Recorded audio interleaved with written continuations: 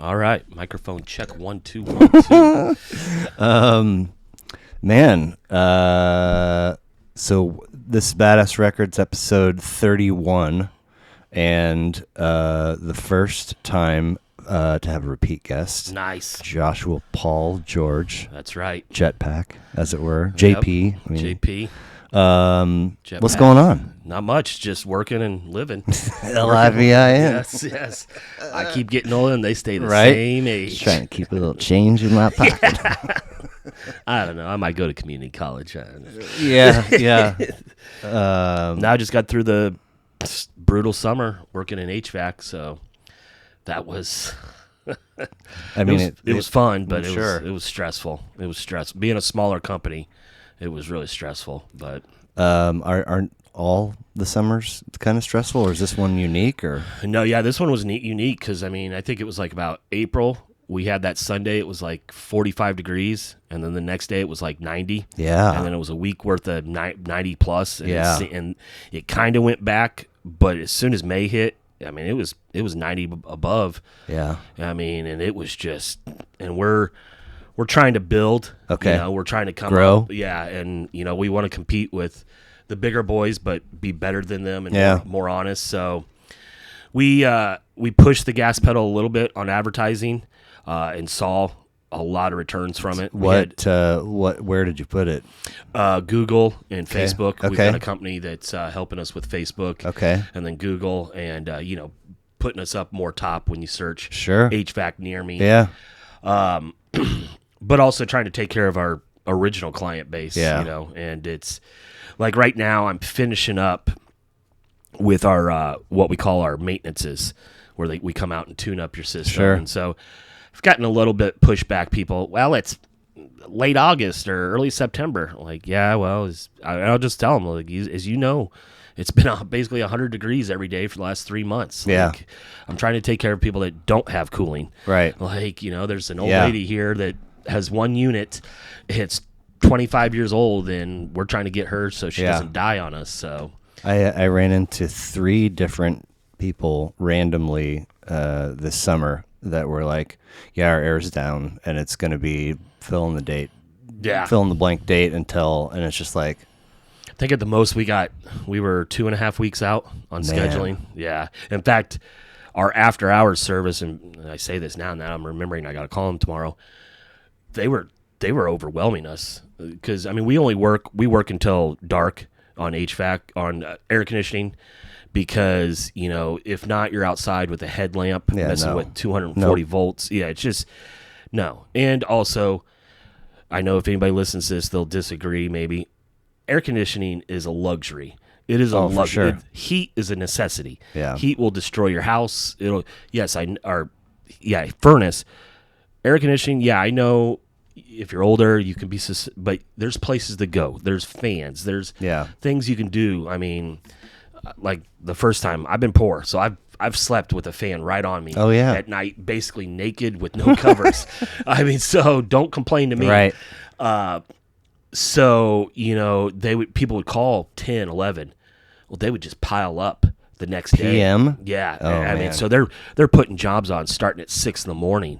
Yeah. And we've got people that have been on there for 2 weeks. Well, just because you called it an emergency doesn't mean you get the jump. So, but good. It's every month since April, we've had our record sales each month. Yeah, in 4 months we did $2 million. Wow. So, yeah, and for a company like us, that's really good. And I wonder what the logic behind the company that's doing the marketing for you, like why Facebook? Like, why was that the preferred social media platform? Google, of course, and then you want to have a presence somewhere. But I've seen a couple things these days where it's like, old 40s, 50s and up, they're on Facebook. But younger than that, it's Instagram. It's Instagram, and then Twitter. Even younger is TikTok, right? Yeah. So, like, if that's true, then those people probably can afford. Yeah, I don't know. You afford them. But there's all this also people, millennials, they make bank. Yeah. I don't know.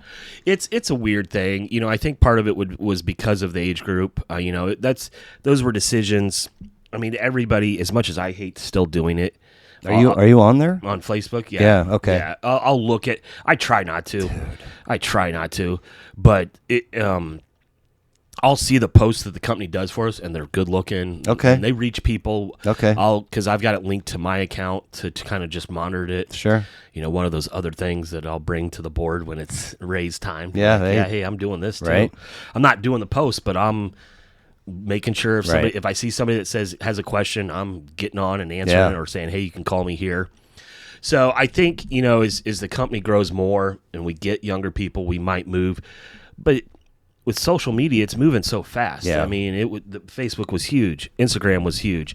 Now it's TikTok, which I don't trust it. I mean, I got rid of it because it's a Chinese platform. What does that mean, though? Well, like Apple just came out about a week ago with a major update saying you need to download this and update your phone because there's security breaches, and part of it was coming from TikTok. No. Yeah, and I watched a video article about a tech guy, and he's like, no, nobody in my family downloads that. I mean, they have kind of figured out how to backdoor all the things, and I mean, Apple is really good about catching them, but the U.S. government told Apple, like, hey, we're seeing some stuff that is not very good, and it's opening wide doors to your guys' platform right now. And so Apple scrambled and put the update out. And so you always accept the updates? Yeah, for Apple, yeah. I mean, I'm a new Apple user, so a new iPhone, so I trust it. Well, I'm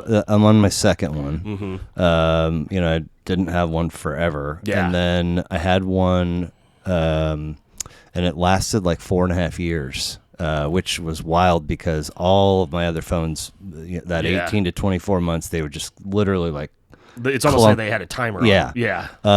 And it was remarkable. Like the biggest struggle I was having, aside from my other phone just being old, but like I was really struggling with email. Mm-hmm. Work email. I needed shit. I can't be waiting for shit to go through. And then I get an iPhone, and it's just like, boom.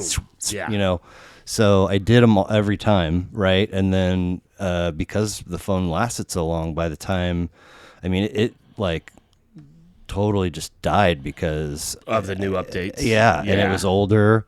So I try to avoid them now because I want this phone to. I don't know what the right answer is. I just got mine in December. We all got ones for the Christmas sale where they pretty much were giving them away. Right. And so, and I went from an Android to that, and like all my friends would make fun of me, like, oh, it's time to become an adult and get a real phone. And I was like, whatever, there's no difference. And as soon as I got it, I was like, oh, it's bigger, it's faster. I'm so much happier with it. Like I'll never go back. Now, I don't know if I'll go for like a MacBook, right? Because I just got that for this. Yeah, and I use it now. I didn't have a computer, so it's handy. But I was like opinionless, until I started this. Coworkers like, dude, seriously, like it'll make your life easier, better, blah blah blah. And I was like, okay. And then I was like, I can't believe that I haven't been. Yeah. So when I see, and I think that I had this experience with you, somebody that used to be a green bubble is now blue. I'm like, oh, yeah. What's going on there? Yeah, I like it, and I haven't even tapped. Right. Oh. I mean, I set reminders, and I was so happy about it. The wallet, I can be able to have all my tickets in it, and they're just right there. Like it was just like, oh. Well, this is so much easier. Like I'm not fumbling to find where the email was, or like trying to keep. I don't fly a lot, so I seem to like. I'm on whatever airline is cheapest usually, and so it's like, okay, now I gotta re-download that app and then get the boarding pass. Have it, and then it's like, oh, I can just put it in here, and then it's just like, and then you're on your way.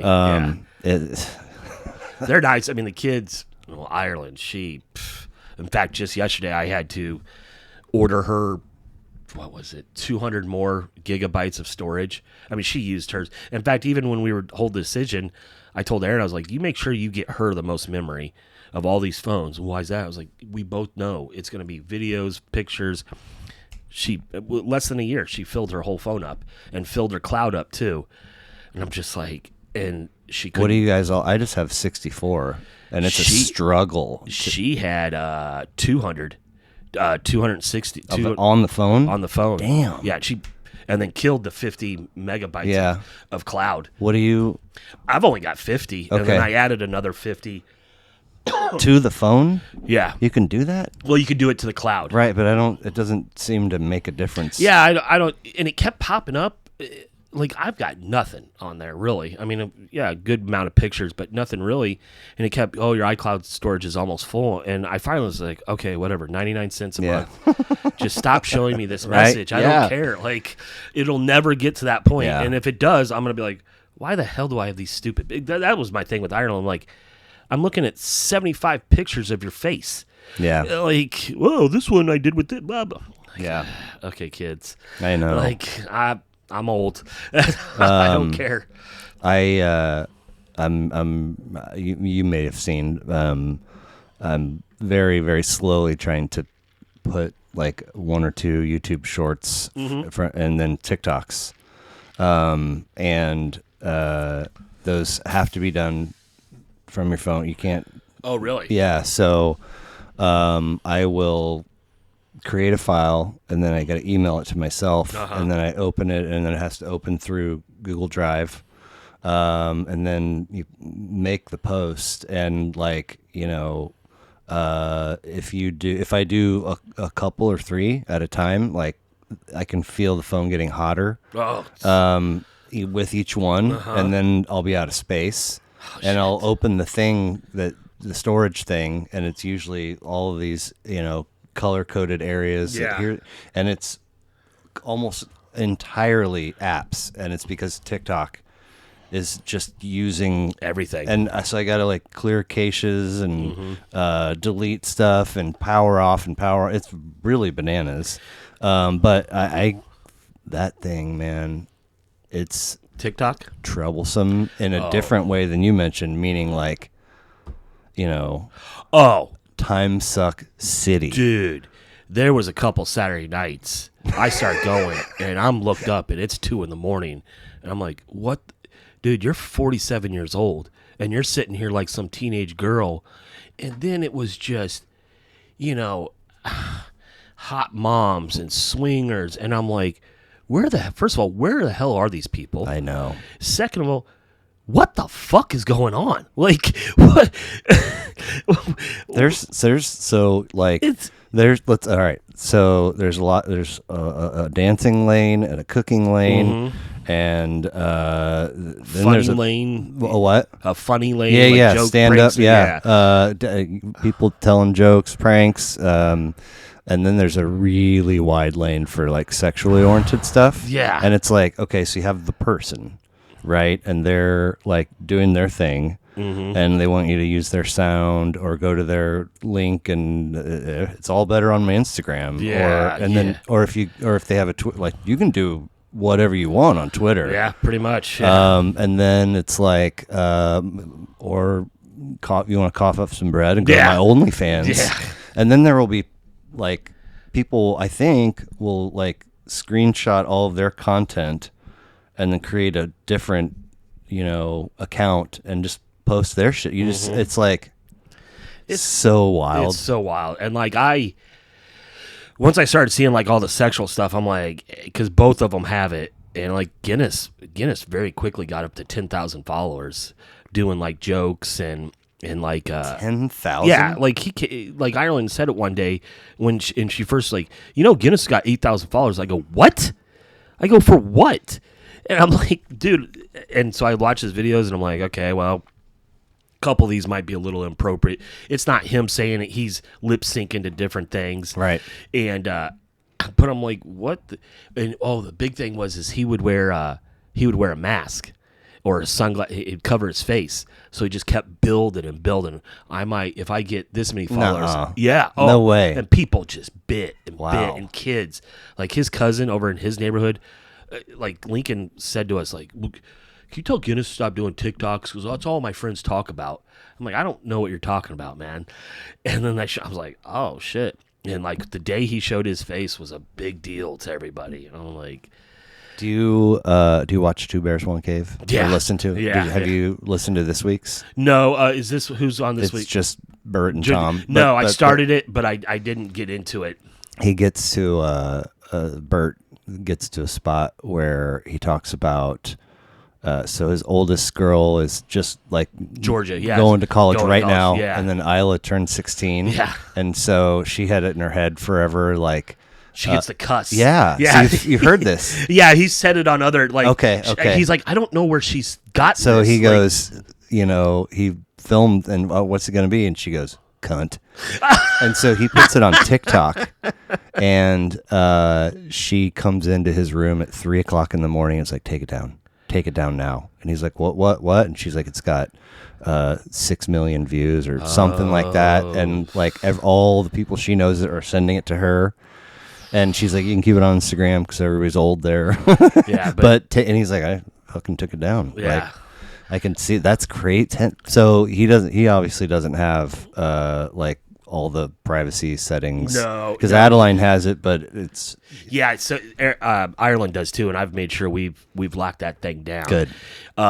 He is slowed down though too, because he was doing that, and it was last year, end of last year, and everything, and then like no, end of 2020. So right after the election and like January 6th and stuff. So I started watching this stuff, and like a pair of the sunglasses he got for 4th of July, no harm, but shit was happening. Like there were sunglasses that had the American flag on it. And then so I started looking at some of the people that were following him and starting to look at their stuff. And then he was also on Discord, Okay. which was it's supposed to be a gaming site, Yeah. but has been linked to some far right shit. I started looking at that and looking at some of the comments. And I went off because I was just like, there's no place in my life for fucking racist shit. Like and maybe we'll get into it. I've got my opinions about what's happening in the last couple of years. And I mean, I don't put up with it. Like, if anybody wants to know, go listen to the last episode because I didn't grow up like that. Right. Like that was a lot of times I go, fuck white people. Yeah. Like there's a lot of times around the house I'm like, fucking white people. That was episode 2, which back in February, like yeah, 6 months ago. Yeah, because I just listened to it last night. The whole thing? Yeah. Oh, damn. When I was laying in bed. And all Okay. that, I was like, I just want to listen to it. Yeah. Plus, I like to listen to myself talk. Well, Plus, so it was like, it wasn't cathartic, but it was like, blah.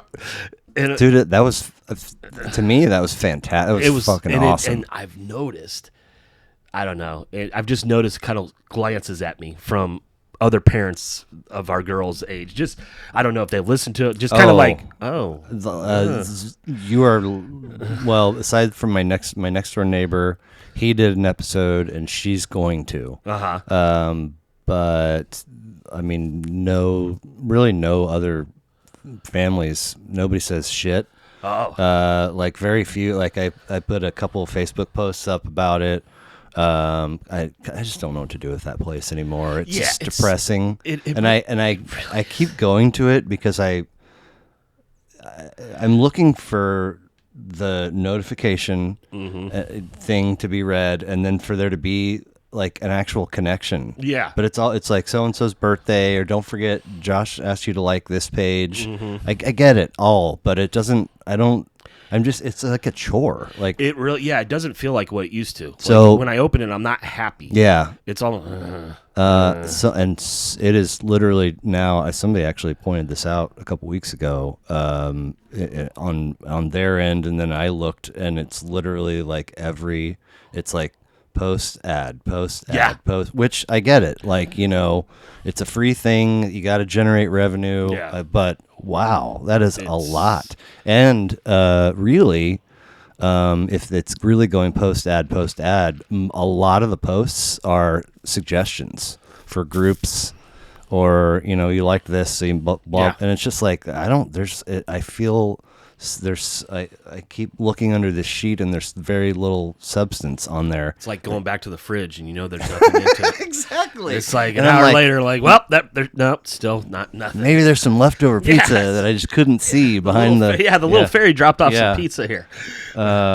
Man. But point being, if that's happened, people are looking at you, and it's because of that. I would be surprised. Yeah, I kind of felt that.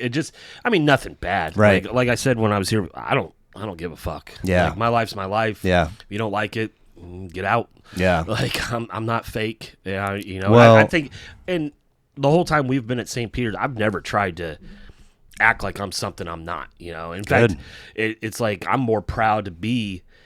And I've even asked the kids this just here recently too. Like, do you guys want me to be a little bit more so-and-so's dad, or a little bit more calmer, or a little bit more no F-bombs, Right. no flipping you off, or just the way I talk, the music I listen to? And no, in Ireland too, I was really worried about her, because I'm like, she's my girl. I just want to make sure she's proud of me and is like not embarrassed of me yet.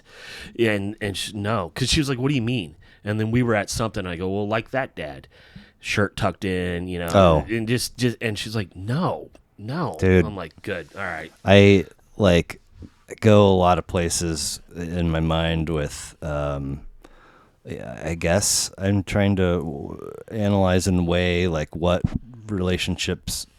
my relationships should look like with other parents, and I never. It's sort of like Facebook. Like, I never really go, oh, okay, I don't need to think about that or worry about that anymore. Yeah. And the only place that I get like any kind of solace is if I just like observe a kid like that. If I'm the kid of the parent or parents that I'm thinking of, and that it kind of like says, that kid seems super sweet. If we happen to like become buddies, me and the parent or the dad, whatever, that would be great. Yeah. And if the kid is displaying some behavior that I don't feel that great about, then I'm kind of like, I don't need more friends. Yeah. And I got to like I like to have some level of confidence in believing that most families at the school are like okay people, there are a few that I'm like, I don't know. Yeah. But point of this is that on I pick up Mondays and Fridays, and I go to the courtyard, and that's on it's the this side. Circle Drive side. Yep. They come out like narthex-ish.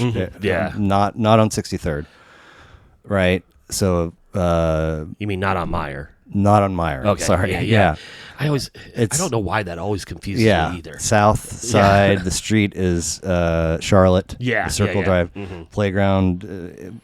Where it slants up to the priest's parking lot and the stairs, like that's and your kids are the opposite of mine, which seem to always be like the last is just like fucking.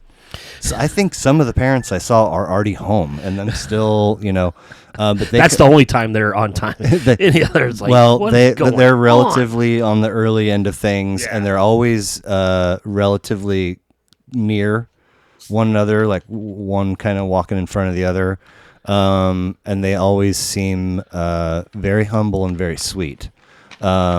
And obviously, I don't really know Guinness hardly at all, but there's just definitely like they just seem like they have really good heads on their shoulders, and so I would certainly hope that would be their answer. That no, don't just please continue being like I'm who I am because you're who you are, and we're all cool with being in our own skin. You know what I'm saying? Like that's. I'm. Thank you for saying that. Yeah. I just. And when we made the decision to send him there, I public school kid my whole life. Yeah. And I just was like, and for the 8th grade, like Guinness is in 8th grade. There's maybe a couple of the parents that I'll talk to. In fact, I was saying they had like a little get together up at Arno Park there on Ward Parkway or Warnell, whatever it is.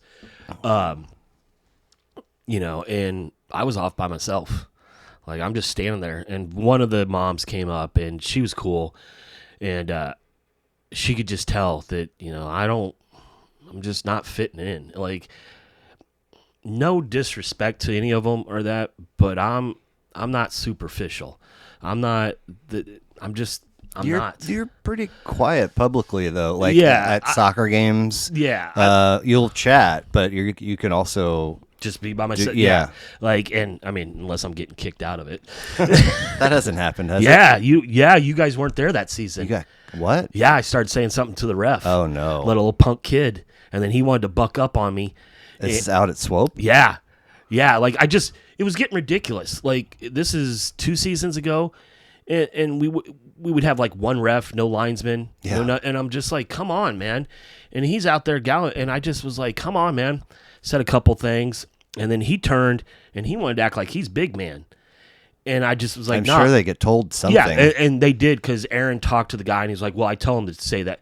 And she goes, well, no, he smarted off to him. He goes, yeah.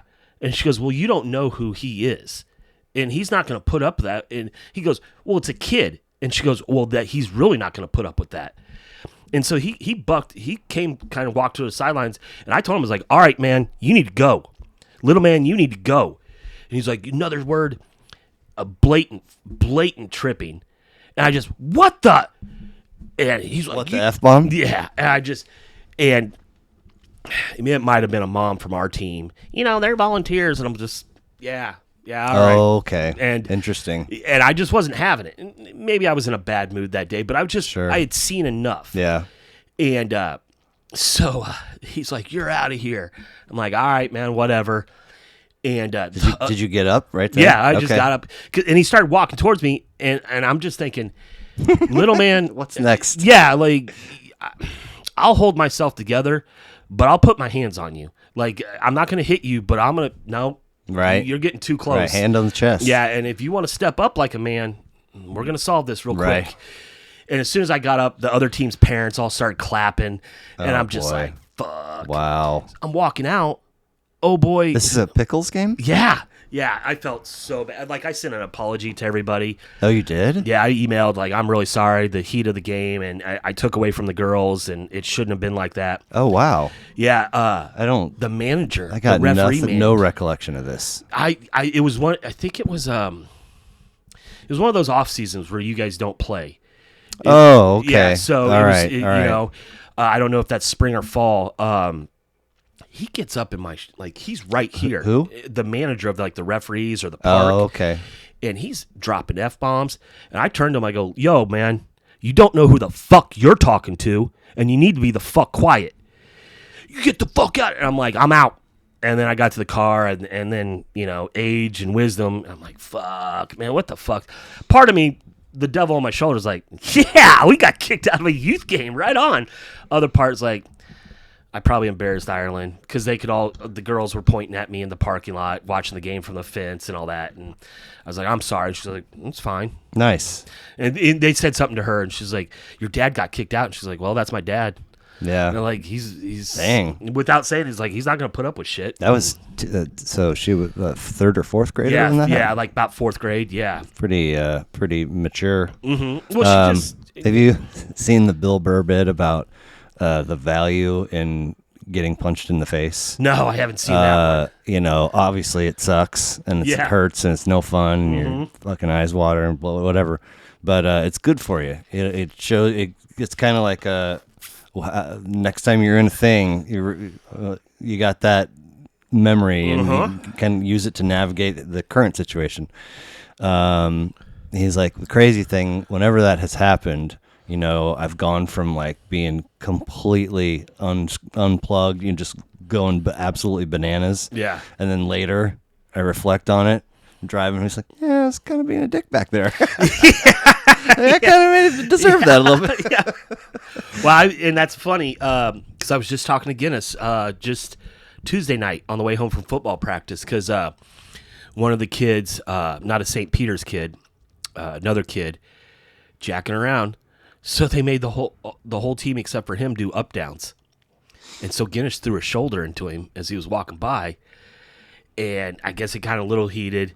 And I was like, we started talking about being in a fight. And I was like, dude, I go, through my life, maybe 6, 7 I've been in. They're not like the movies. Exactly. Or TV. There's nothing like that. I go, they're quick. It happens so quick. You don't think. When it's over, you have a rush of emotions because you don't know what the hell just happened. You're bruised up. I go, but it's almost something you've got to do. You have to figure out where you stand on this line. Yeah. If I'm going to stand up for myself, I need to be able to knuckle up. I go, if you lose, you lose. What's an ass whipping? I go, you win, you win. But there's going to be a time that you're going to have to test yourself. And I was like, a lot of those kids on your team never been tested.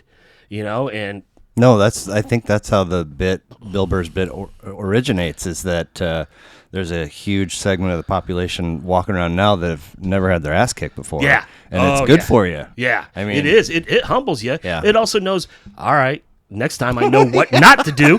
What not to do. And I told him a story that it was one of the last ones.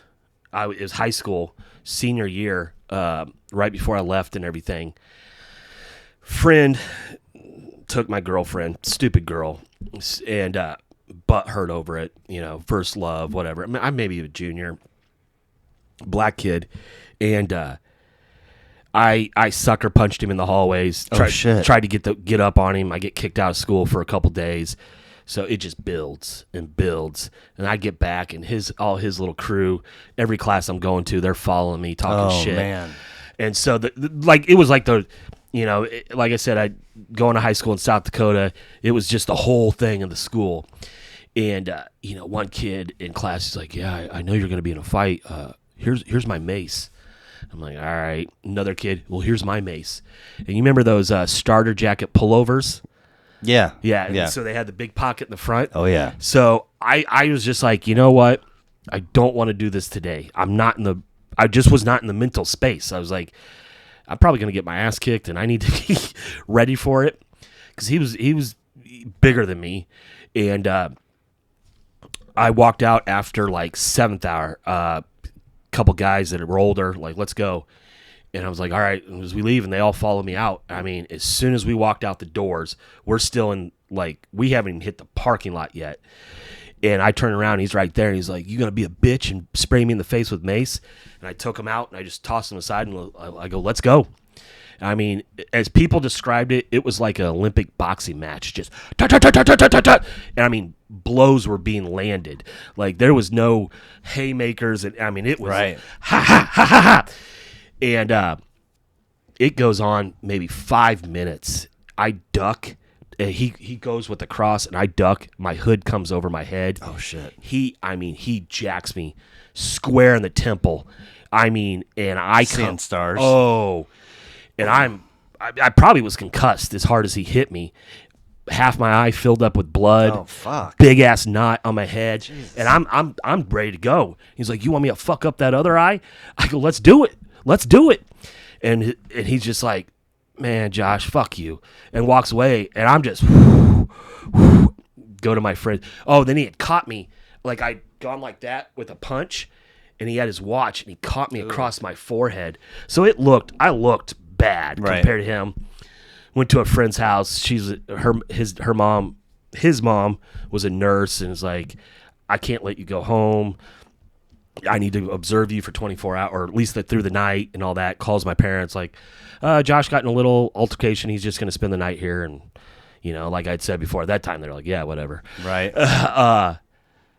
Yeah, I mean, I remember waking up. Would that be, was it dad and stepmom? Yeah, okay. Yeah. I remember at one point in the night. The girl that was in the Dakotas before you guys went up there. Yeah, right? Yep, okay. Exactly, yeah. I remember at one point in the night, I just puked, and like, she's like, okay. Probably working cussed. Yeah. I mean, now, yeah, I totally was. I mean, knowing what I know about concussions. Right. Went to school the next day, and it was, oh, you got fucked up. Because they're just looking at me like, yeah. Other people are like, nah, man. Like, Josh can go. And the next time something happened, it was a big brawl, big ass brawl at another high school. And me and like 3 other guys got jumped. That's a crazy story. Fuck it, I'll just tell it. There was the Air Force base outside town. And they had a high school there for all the Air Force kids and everybody else that lived around that area. It was me, Trey, Fred, and Hightower, 3 black guys, me. We go to see a basketball game, our school versus theirs. As soon as we walk in the gym, their whole crowd stands up and starts coming towards us, like all the dudes. And I'm like, what the fuck? Well, Fred had gone to that school before he'd gone to ours and burnt a lot of bridges. Oh, no. So he's like, man, fuck these bitches, whatever. And we walk past, and like we walk past their crowd to get to ours and all that. As soon as we get across that line to our little section, he turns around and grabs his dick and is like flipping him off. I'm just like, dude, what are you doing? Right? Like, we just got to the got safe here, spot. yeah. And I'm sitting there, and I'm sitting next to Trey, and I'm starting to look at the entrance, and I'm starting to see older dudes show up. Oh, no. 20, 21, 22 men. I'm like, yo, homie. It's gonna be lit. I'm like, what the fuck? He's like, we got to get out. I was like, yeah, you think? I was like, I'm down, but this is going to get crazy. Game ends. We're standing around there afterwards, you know, these football players, oh, we got your back. A bunch of white boys, yeah, we got your back. You know, thanks. Yeah, and their buckle jeans and their shit. Yeah. I always remember Cody Ironcloud, down homie, just came up, let's do this. And he's like, pulls out a blue rag, and he's like got a big ass ball bearing in it. Oh my god! He's like, let's go, let's go. See, that's the shit that like, any tire iron comes out, fucking, you're committing murder at that point. Really fucking somebody and up. We walk out into the hallway, into the trophy hallway. It's fucking packed with people that want us. I mean, they're pointing at us. And I remember Fred's like old football coach comes up. Say, hey, Fred, how you doing? He's like, well, we're getting ready to get in a huge fight. All right, we'll see you later. Walk outside into the parking lot. And I mean, it is dark. Is it dark? It's night. It's and you know it's getting ready to happen. People from our schools kept around because they're like, oh, I'm gonna see a fight. Yeah. Plus, a lot of the people that stuck around, the cowboys, the preppies, the jocks didn't like us because I'm the white boy once again that hanging out with all the black guys. Right. And so Fred, he gets broken off from us. I look over and he's surrounded by 6, 7 guys, maybe 9. Let's fucking do it. Whew. They just close in on him. Oh, God. Trey goes running in there. Cody comes in there swinging that fucking ball bearing. Hightower, I look over. Hightower is going toe-to-toe with 2 guys. And then this one dude, 22, 23, I later found out his nickname was Coffee, mixed dude. I mean, gangsta. And he, yeah, white boy, I've been wanting this. And he's coming he's coming hard. To you? Yeah. Oh, boy. And I mean, it was that moment of fight or flight. Yeah. I mean, it literally was like, you better nut the fuck up. You've been running your mouth and you've been in this game for this long. I fucking just cocked back. And it was not a blind one. It was just a straight cross.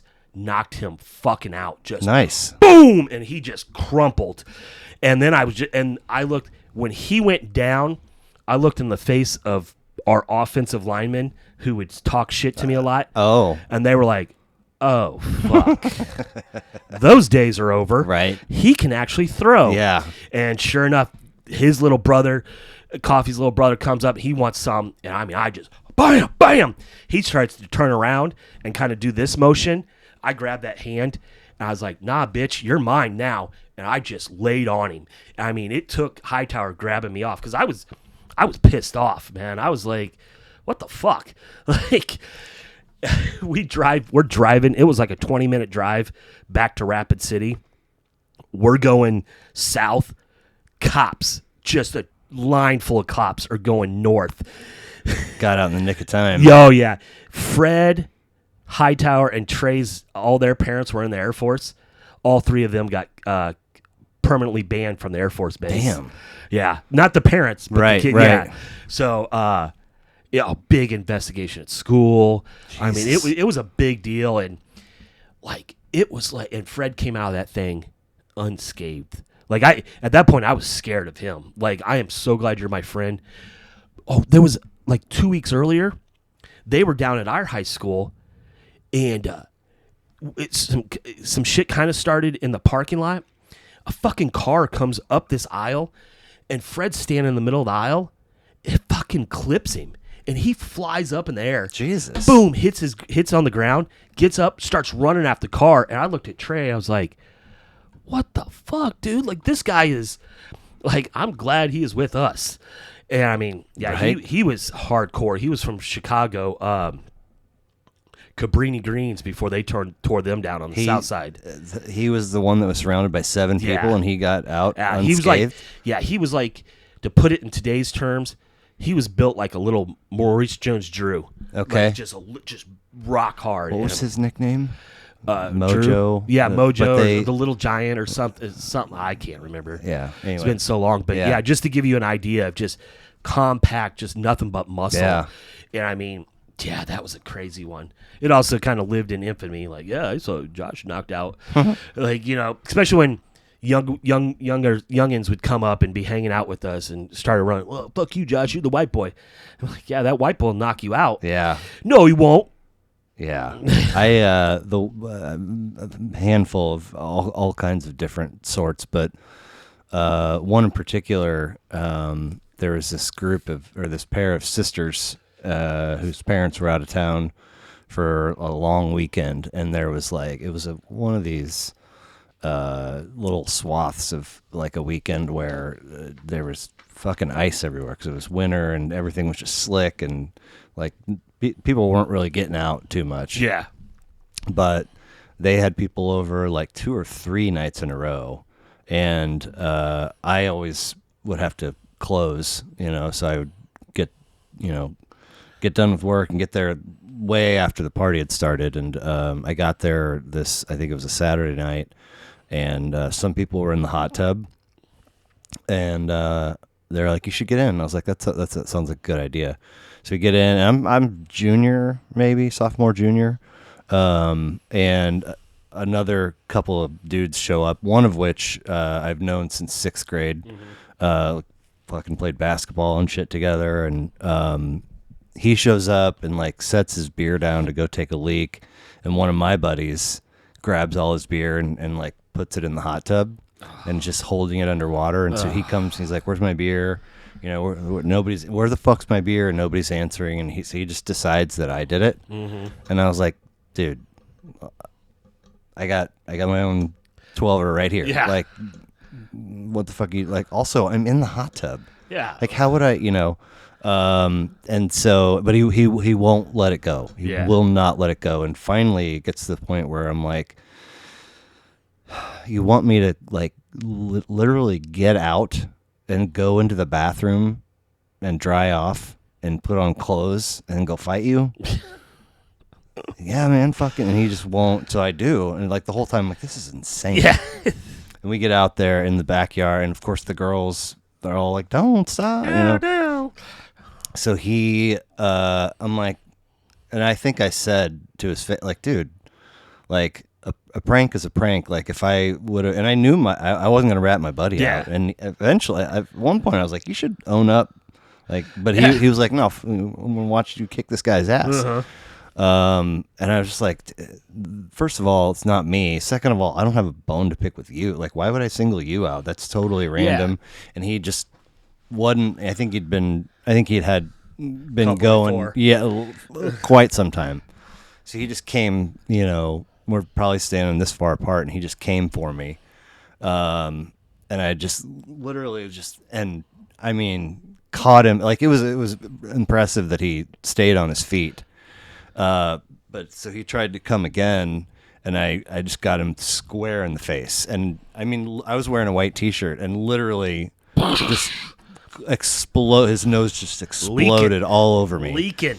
And now he's staggering backwards, and I took a couple steps and caught him right in the chin. He clacked his teeth, and now he's made his way over to chain link fence, and he's barely, and this buddy just comes up, and I mean, with 110% of everything he had, just kicked him in the face. Field goal, did he? I mean, with a boot, a hiking boot on, fucked him up, and I was like, dude, what the? He was like, gonna hold on to that fence for 1.5 more seconds before he went down, and even if he comes back, like, I've got him. He hasn't. He's 0 for 2. I'm 3 for 3, and they were all nice land, but it really made the whole thing super, super gross. So then the collective memory for everybody that was there and everybody that, of course, heard about it was that I absolutely destroyed this guy, and it was like, I really don't want my name attached because that's how you fucking cause permanent damage. Yeah, that was excessive. I mean, I just, there was a time where it was like I was always ready. Now I just like it grosses me out. Like I don't want to think about, somebody's fucking hell no, skull getting fractured. No, or, I'm smarter now. I mean, shit. Right. Rogan, listen to Rogan. Bar fight's stupid. Yeah. One punch, the guy drops, smacks the back of his head, he's dead. I mean, now you got murder charges against you. Like I was telling Guinness when we were talking about this, I was telling him about this one dude just kept running his mouth and saying a lot of racist shit. And it seemed like every party we would show up to, he'd bone out the back door.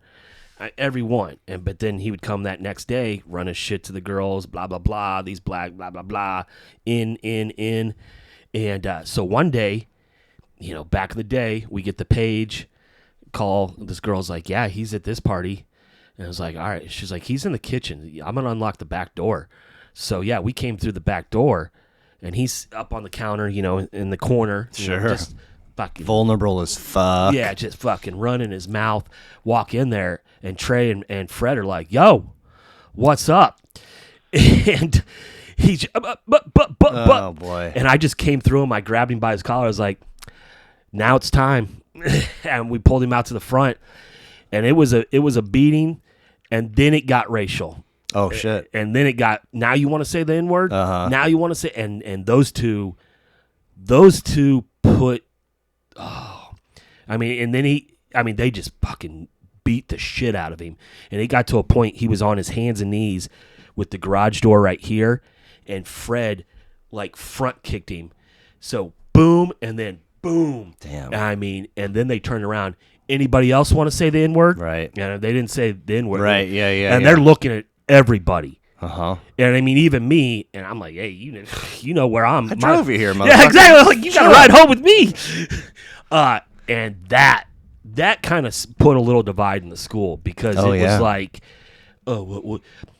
it got around, once again, 90s up there. So everybody's going to get their asses beat if they say that? Yeah. I mean, it doesn't. You don't. Yeah.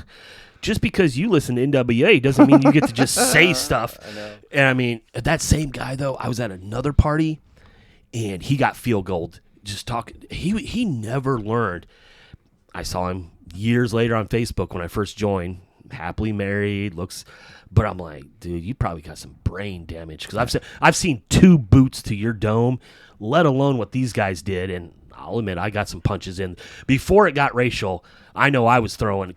And even before that, I was like, you just don't get to run your mouth like that. Like, you've seen the Ron White tater salad. Oh, I fucking love it. So they didn't ask me to leave the bar. Yeah, I got thrown out. Yeah, I wasn't drunk in public. I was in a bar. They threw me in public. Anyway, the dudes come out, and he goes, I don't know how many of them it would have taken for them to kick my ass, but I knew how many they were going to use. Yeah. Oh, man. I need to take a pee real quick. Okay. I'll be right back. You grab a cup of ice? Yeah. So, girls, Guinness and Ireland are good. How's Haley? Good. Yeah. She's awesome. She Utah still? Yeah. Okay. Beaver, Utah. She is now the not hotel manager, but reservations, and she's a manager now. She's actually making really good money. Good. Like she just sent me a photo. Learned how to snowboard last winter. Got to watch her on video. And, Nice. and watched her go all the way after falling. And then a guy friend of hers grabbed her. And I'm all watching on webcam from the trails. Oh, wow. And you could see her. He grabbed her hands. She's just standing there. And he was like, calm down. Even though your dad's watching, just do what we've practiced. I watch her go all the way down until she gets to a little bitty dot, and then she falls. Oh, wow. And I laughed, and she was like, yeah, I sprained my ankle really bad. Ooh. Like purple upper leg. She actually couldn't snowboard the rest of that season. But then she just sent me a picture. She bought an electric mountain bike and has been mountain biking up there. Okay. She posted a picture of her bike 10,000 feet up. Yeah, like Wow. she has become a mountain girl. Nice. Like, Good and for I'm her. like, right on. Like That's a good yeah, I'm place to so have your proud. head, Yeah, you know? I'm so proud of her. I mean, I don't kind of out of sight, out of mind. Yeah. I don't worry about her. Like I said before, I gave her all the knowledge I could. Yeah. At some point, I just got to let her live, and she's living. Do you guys get to see each other? Like, She's coming back October. okay. Yep. How long will she stay? About a week. Right on. Yeah, At- actually a full week. She'll stay a day or two at the house. I told her I'd like her to. and then the rest friends, of the time? friends. I don't push. She's Yeah. not a big. Right now in her 20s, she's not a big get with the family. Sure. Is there a room for her? Oh yeah, we still Okay. have her room. Oh, okay. I mean, Aaron uses an office, but her Sure. bed's still there. Nice. It's not called Aaron's office. It's Haley's room. Nice. I mean, it's.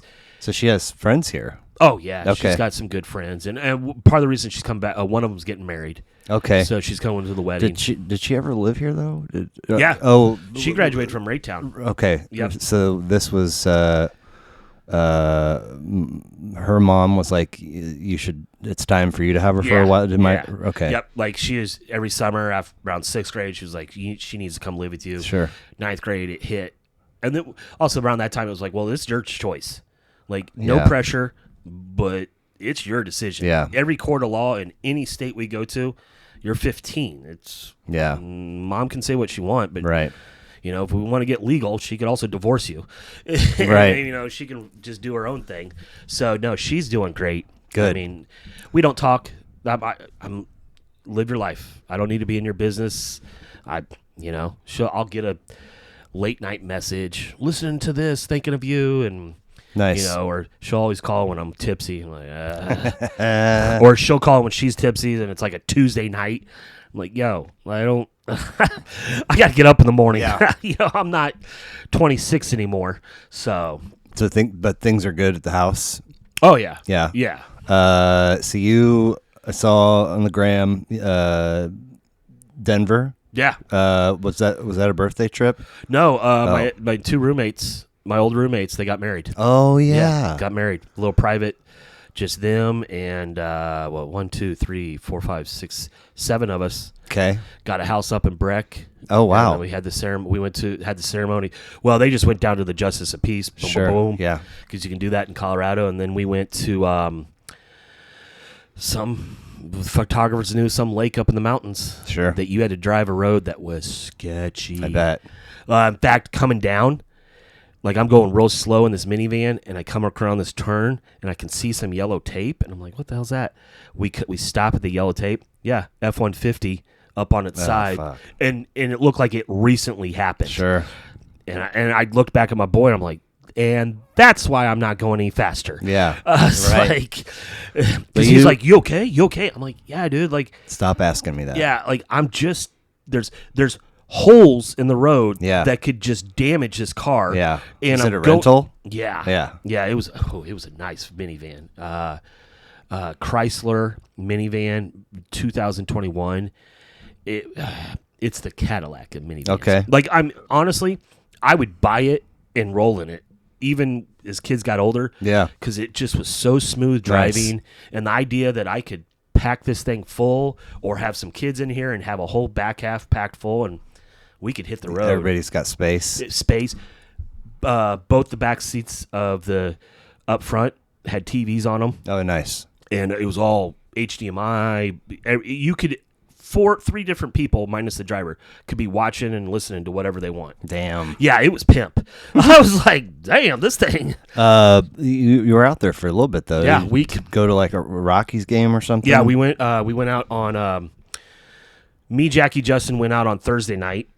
Got there, and then the Rockies game was Friday, and then we went up to Breckenridge on Saturday. No, that seems a little off. But we were there a full week. Okay. And then us three decided to stay another night because we were like, well, shit, might as well. Yeah. None of us have to, I was just like, I've got to be home by Saturday by 10 p.m. because Aaron and Guinness and Ireland had gone to Chicago. Okay. For part of the week, one last summer trip and all that. So I had to pick, and they took the train. They brought the train back. So I had to pick them up from Union Station. Oh, so yeah. I was like, that's all I got. Right. So yeah, it was so nice. Dude. I mean, it was nice. It was altitude. It's no joke. Yeah, and that's when I started walking. Was the Oh, yeah. when we got back, I just was like, it wasn't like, oh, I've got to get in shape, because we were at dinner one night, or no, we were at lunch, one of the last lunches. We were in a bar, and I ordered a burger, and I go, I got to say something. Like, what? I was like, this trip's been amazing. Some of the most beautiful places I've ever seen. I haven't seen one fucking fat person this whole time. And they're like, well, I was like, no, I'm getting pissed about There this. aren't very I was many. like, it is nothing but skinny, good-looking people. I haven't even seen a fat dog. Right. Like, yeah. and then there's me, and I feel like every eye is, I'm going to get this burger piled with mushrooms and jalapenos, and everybody, ooh, look at the fat guy. I'm like, but I was just like, we went to, it starts with a D, Devon Lake or some lake right down from Breckenridge in the mountains. Yeah. I mean, you couldn't even swim it. It was like 56 degrees. Sure. We all got kayaks, and it was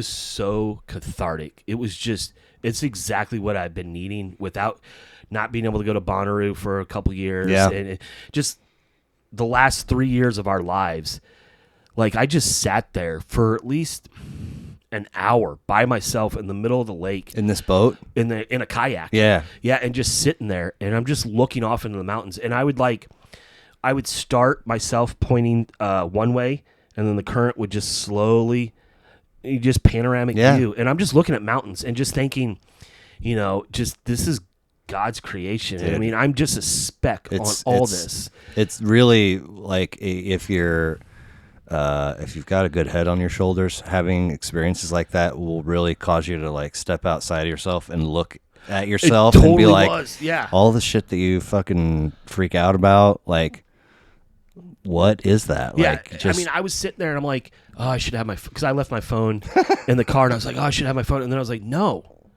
this is living in the moment. Yeah, and I'm like, I could close my eyes and I could be sitting in that kayak. Yeah, I could look at a picture, but that memory will stay with me, and I think that's what a lot of adults and kids don't understand.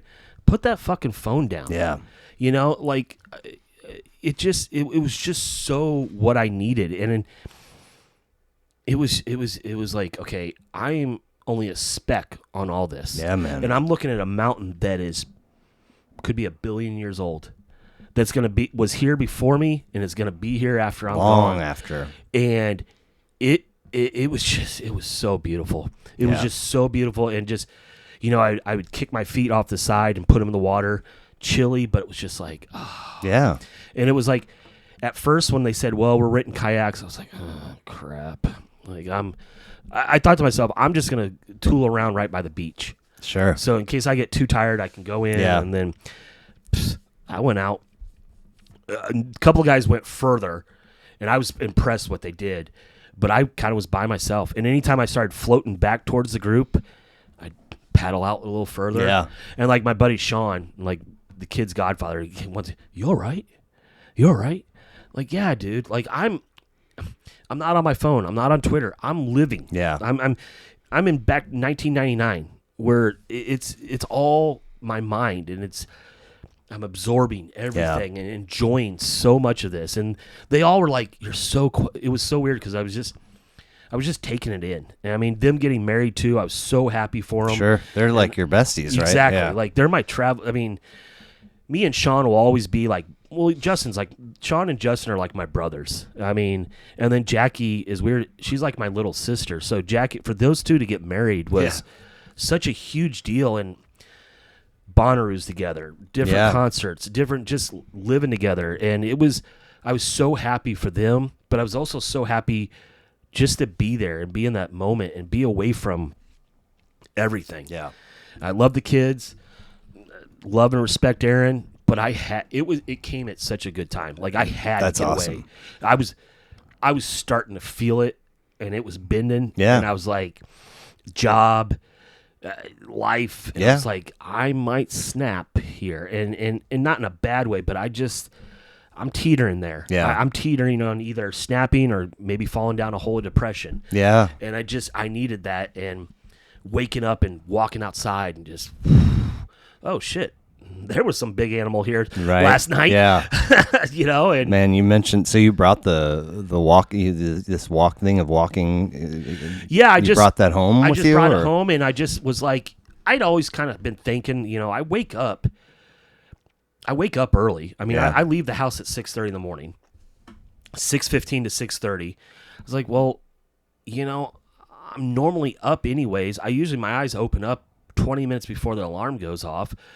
You know, I don't get the greatest sleep. I've kind of learned how to just work off of 4 to 5 hours of sleep, which most people are like, oh, that's horrible. I was raised being told that's really all the human body needs. Everything else is kind of extra. Right. And so I was dropping, I picked up everybody that Saturday, and I dropped the van off to the in-laws, and mother-in-law mother-in-law's like, yeah, you should start walking. I was like, well, let's do it. And she was like, what do you mean? I was like, well, I'll meet you tomorrow morning, 5:30. Let's just do a quick half hour. And it's been going. I mean, I have averaged about 4 days a week. Okay. You know, and that's I'm great, man. And I'm up to, in 30 minutes, we're getting 1.5 miles in. Wow. Yeah, it went from barely a mile to now I'm up to 1.5 miles within a month. Okay. I'm pushing for 2. Have you noticed any change at all in your sleep? A little bit. Okay. Little bit, but it's really, I've noticed the sleep is more turning my brain off. Yeah. It's really that. I could easily, you know, we talked about falling asleep in the chair, falling asleep on the couch. It's actually just turning. I've always been that way. I'm always thinking, not in a good way, not in a just, my brain's always like making up. It's so weird. I'll get in bed and I'll make up so many wild scenarios what the next day could happen. None of them come true. The next day is perfect. It's easy. Yeah. But I'm waiting for doomsday. Yeah. And I've read about how kids that had traumatic experiences when they were younger, they always are prepared for the worst scenario. Yeah. Everything is going good. You're making good money. Life's going good. But you're always thinking, well, it's going to end tomorrow. Something's going to happen. I'm going to get hit. I'm going to die. I'm going to get cancer. So every positive experience has got a shelf life. Exactly. On it. For every positive, there's 2 negatives. Yeah. And I finally have gotten past that in my life, but my brain still thinks. Well, I think that I'm not saying you should, but if this became a thing where, more than walking is happening, like I think eventually you would get to a point where like your brain's like, okay, it's time. We've expended enough energy today, and it's time to rest and recoup. I think. I kind of noticed that a little bit. I've always been, well, since quarantine. I might have said this last time, but you know, quarantine. I just learned to just. Okay, it's 7:00. I'm tired. Yeah. Go to bed. Yeah. I don't want to watch TV. Yeah. You know, and I used to be a huge TV addict. But it got to a point like, I've seen this. I don't. Yeah. Oh, the sun's still out. And, you know, friends would make fun of me. I'm like, but there's nothing else to do. Yeah. So why should I not just go to sleep and try to get as much as I can? You know, and I figured, well, sometimes more sleep's not the best. Right, you know? yeah, no. 10, 12 hours of sleep is like, oh, yeah, that's too much. Then you're sleepy. Yeah. The whole day. Oh, man. So it's just been, I've always been a good morning person. Good. Like, I don't need coffee. I need my 3 snoozes. Right. Alarm goes off. I need 3 snoozes, and I've got times down. Uh-huh. And with the iPhone now, it doesn't stay at 10 minutes. It starts counting backwards. Yeah. So that first one's at 10, then it's 9, Yeah. then it's 8. Yeah. So my mind's like calculating. Yep. Okay, well, it's 4:43. Yeah. 7 minutes from now, it's going to be, okay, we've got 2 more. That observation about Colorado is so spot on. And having, for the majority of the last 10 years, at least once a year, sometimes more, I'm in St. Louis for a weekend, spend a handful of evenings in Columbia, and it's like, obviously I see people here, but as a collective, it's like wherever I am, KC, Columbia, St. Louis, like you look around and so many people are so freaking huge that I immediately am like, I think about like the suspension on their car, or like, how hard it must be to wipe your ass and do a good job at it. A lot of things. Speaking of that, watching Two Bears, One Cave one time, Tom's like, man, you look good. What do you think you weigh? He goes, well, and Bert's like turning to go wipe his ass. He goes, I think I'm at 220. He goes, what are you doing, Tom? And he goes, oh, I can kind of tell how much I weigh is how hard it is to wipe my ass and everything. I was like, yeah, I can understand that. Yes. Do you watch or listen to Your Mom's House? Every once in a while. Yeah. Yesterday, Ari Shafir was the guest. I was nice. like, hey, shit, okay. But they watched a clip where this girl takes just a regular old plastic water bottle, and she's on the toilet and, squeezes it and then kind of gets it. And they're just like, what? Like a self-made bidet? Yes, exactly. But there's no pressure. No pressure. To like just actually, yeah. Anyway, I mean, so many. Like I said, the car, the toilet, like getting your winded, your back, your knees, Yeah. I mean, anyway, it's just it. I went from skinny. I mean, at 25, I was only 135. Damn. And just I moved down here, and you stop riding mountain bike, stop skating. Just I learned, you can't get anywhere in the city without a car. Like you have to have a car. Now we're starting to get better with the streetcar. Sure. The bus system is horrible compared to really? any other system. Wow. Any other city. This is one of the worst ones. So just older, drinking, smoking. Yep. Not doing anything. Yep. Living that stoner life. All of a sudden, 20 years has gone by. Yeah. And at first I was like, whatever. But as I'm getting older, I'm like, I want to be around. My mortality is starting to sink in. Like, I've lived a hard party, hard life. Right there with you, dude. And I want to make sure. Have you already had your birthday this year? Oh yeah, you did. Yeah, 47. Right. So. You turned 47. Okay. Right. June. I want to be there. Yeah. I want to be. The idea, without even trying to get emotional, the idea of not being there for those two. Yeah. And even Haley, I couldn't. Dude, I mean, I'll hear about people dying. 60. My mind goes to, okay, I've only got 20 years. Yeah. 54.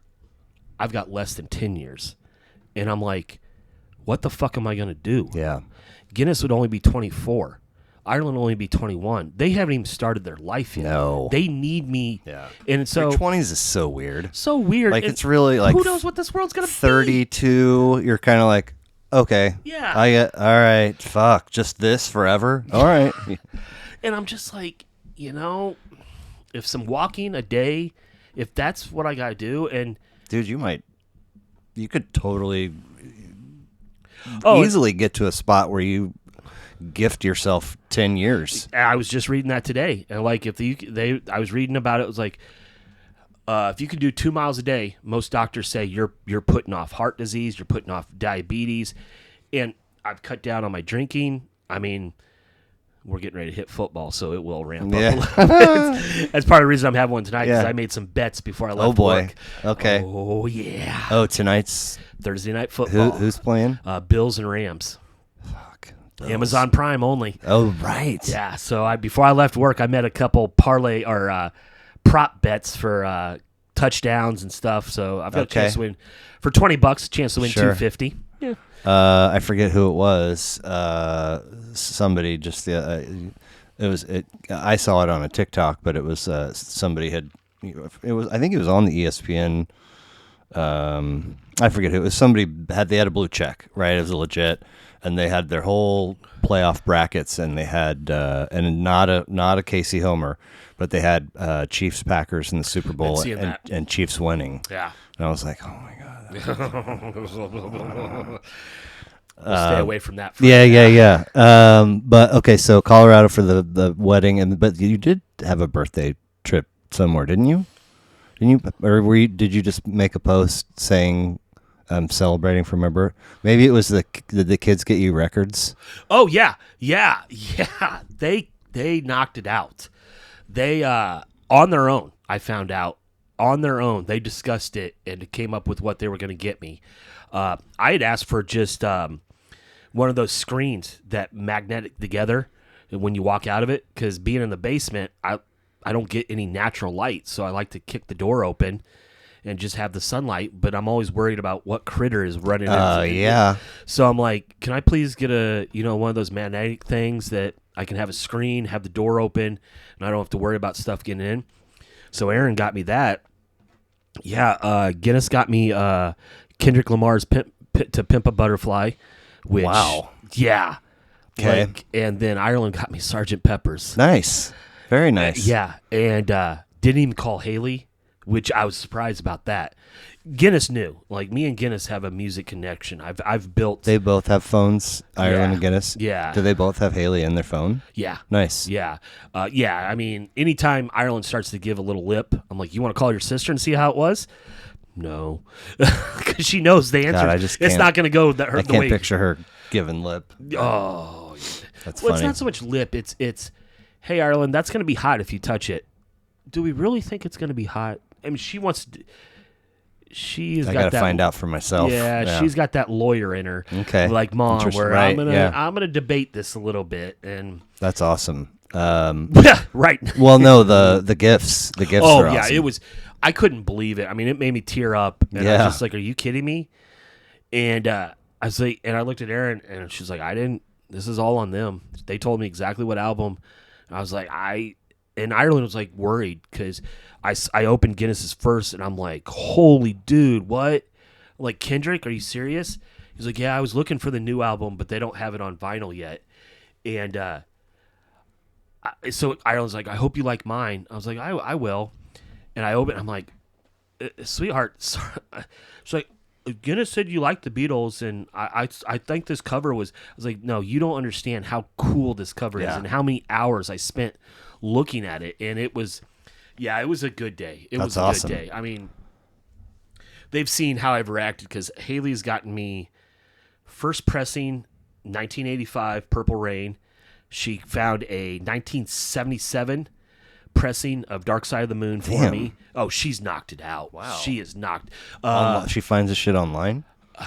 Thrift stores, and she's got that old school mentality. Like, I'm gonna go Nice. dig. Okay. I'm gonna go dig. She found me Hotel California, first, second pressing doors. Is that cover the one that looks like you're going past Beverly Hills? Maybe it's not Hotel California. It's the one there in the diner window. You might be right. It might be Yeah, Hotel. it's doors. Okay. Yeah, diner window. Because Yeah. I want to say it's Hotel California is, and maybe I'm killing this. I'm wrong with this, but it's like there's only one popular song on the whole album, Right. and it's just like, okay. But Yeah. if you love the Doors, you're like, oh no, this is The Doors. Yeah, the Doors, Oh, not the Morrison Hotel. Morrison Hotel. That's the Yes, diner yeah, window yeah, for sure. Yes. Sorry, folks. I'm sorry. That album's full of good songs. You know, not actually, not now necessarily hits, No, but but good it's songs. full of good songs. Yeah, I mean, if you're not a Doors fan, you're just like, well, I love the Doors. I do too. Fuck all the haters. I don't understand where they could. I mean, I could honestly, like, I love the musicianship. Like, Jim Morrison's like an added thing for me. He's when you're forming a band, you got to find that lead singer. I know. And it's like, who else is going to be in that? If not him, who else? Right? Yeah. 100%. Look at the time. Yeah. Look at everything that it was just like, wow, these guys. It's still to this day, I've got it bookmarked on Spotify. Their greatest hits. Right. And I just love it. And yeah. There's some shit missing though. Yeah, from there is. And it's. And I feel like they put out a volume 2, and then like some of the shit on there wasn't that good. No, it wasn't. And I like my favorite of theirs has always been The End. It's always been, and just the controversy over it, and it's just something about it. How I mean, there's a tribal element to it. It is. Kinda, all their music, kind of like that in the kayak, looking at the mountains. You just kind of. Check out and like, man, this is all a real fucking. This is all a big trip. I mean, if you would have asked me, if you would have rode up and said, "What are you thinking about right now?" I would have probably told you like Pink Floyd, The Animals, right? Just animal noises, but a beat to it, like, man, this is something. Like, I was sitting there and I was like, man, I wish I had a handful of mushrooms like right now, because like I wouldn't probably make it back, but right. Yeah, they'd have to have a rescue boat for me. But man, it was so like yes. And then you mentioned that you were just in St. Louis, yeah, and you saw Wu-Tang. Wu-Tang. I mean, I didn't even like how. So they still tour. They did. This one tour with Nas, New York State of Mind. Method Man was not there. He just addressed this. I just read the article that he has a movie going on. Okay. But it was, and Busta Rhymes was special guest. Yeah. Wow. And Busta brought it. I mean, what was the venue? Hollywood Casino Amphitheater. Okay. Never been there, and I will go back there anytime I can. What town was it in? St. Charles. Okay. It's right past the river. Right. Hollywood, stayed at Hollywood Casino. You did? Yeah. Did you roll down solo? Me, Jackie Justin. Okay. Yeah. Okay. The concert crew. Yeah. There, rooms were a little bit more, but still, got there like, you guys going to the concert? Yeah. $15. We've got a shuttle that'll take you and bring you back. Okay. Own private entrance for the shuttle. It was 3/4, if not more, is covered by a roof of the seats. Okay. Perfect views, amazing sound. Nice. And then huge video boards. Oh wow. We were in row ZZ, and I was on the aisle, and I sat down and I just looked up like this, and I'm just looking at a huge TV. Nice. The lawn, it blew Sandstone out of the way. What? It blew. Did this place used to be called something else? I think so. Okay. It's been there for a while. Okay. But there's been some upgrades. Bathrooms, everything was just so easy to get to. Nice. I didn't have to walk down some super hill. No. And the lawn. You're checking all the boxes for the late 40s concert fan. But you could rent lawn chairs. Yeah. They had a section of lawn chairs you could have got tickets for. It was beautiful. Was it hot? No, it was nice. By the time the show started, it's like 80, 75, 80 degrees. It was just beautiful. Man. It was just perfect. So Method Man's not there because he's shooting doing something. movie, but yeah. what? How many stops on the tour? Do you know? Man, I want to say at least 10 to 15. Okay. I think St. Louis was the first night. I think it was the tour kickoff? Yeah. Oh wow. Which is crazy. Yeah, that's fun, Definitely. man. They skipped over. I think they went St. Louis. They went south, and then they're coming back out west. Then they're gonna go jump back over to the East Coast and finish everything on the East Coast, where it'll be a big deal. Well, they'll be fucking all lubed and primed. Yeah, and, exactly. You know, It was good. It was good, but you could tell it was the first one. Yeah. So, I mean, does that mean that is somebody Did somebody die from, or are they all still alive? Old Dirty Bastard. Yes. Yeah. So there's His son, 7. His son. No shit. Young Dirty Bastard. You know, that's not what he goes by. That's exactly nice. And he sounds exactly like For him. real? Looks exactly like him. Wow. And the moves. I mean, he's playing it up, but Sure. So there's 8 of them. yeah. Okay. Yeah. And it was, I mean, are they set up to where like everybody has space on the stage? Yeah, it or was are they a all huge stage. It had a mini Statue of Liberty. They didn't break sets. Wu-Tang, 30 minutes, brought Nas on for a song. Wu-Tang leaves. Nas is continuing 30 minutes. Wu-Tang comes back on for 30 minutes. Nas comes on for 30 minutes. Really? Yeah, they never broke. Are they've always been, most of the Wu-Tang and Nas have been tight, right? Yeah. So Is he? Do either of them have? Are they support? Is there new shit out by either of them? Are they just fucking doing this? it was all classic. It Okay, was all classic. okay. I think Nas has had something here recently. I couldn't say. Right. But it was all just nothing but Wow. classics. And even like Wu-Tang, they did Wu-Tang songs, and then they did individual album songs. Okay. Like Jizza had a couple songs. Inspector Deck had a couple songs. Ghostface. Oh, he killed it. And I wore my brand new, looks like a North Face. It's the North Face logo, but it says Ghostface. Nice. I got mad compliments Nice. on that. Like, oh, shit, dude. That's nice. Where'd you find it? Where did I find that one? Etsy. Okay. I want to say Yeah. Etsy. Yeah. Either Etsy or eBay. Sure. eBay and Etsy are my T-shirt go-tos because I'll dig Are you going deep. direct, or is it getting fed to you in a feed? No, direct. Okay. Direct. I'll go late night and I'll just Search. Yeah, type Okay. in Wu-Tang, Rage Against, Tribe, and I'll just try to find. Now, there has been on Instagram, there is one feed that keeps popping up, and it's all old school T-shirts. Yeah. And we saw one guy in the crowd that had a Tribe on that Justin's like, oh. I was like, that Tribe shirt? And he's like, yeah. I was like, you see that on Instagram? Yup. I was like, me too. I was like, Yeah. He goes, I think I'm still going to get it. Yeah. And then Jackie just looked at me, are you going to get it too, Josh? Because you two are buddies. Right. Because he's got the Wu-Tang tattoo too. And we've both gotten certain things purchased. And she's like, you two are so funny. Like, you both don't want to act like you're brothers, but you're totally brothers. Right. So. So if you haven't seen or listened to episode 2, again, I'm biased, but I mean, it was 3 packed hours of really good conversation. And we talked some Outkast and some Eminem.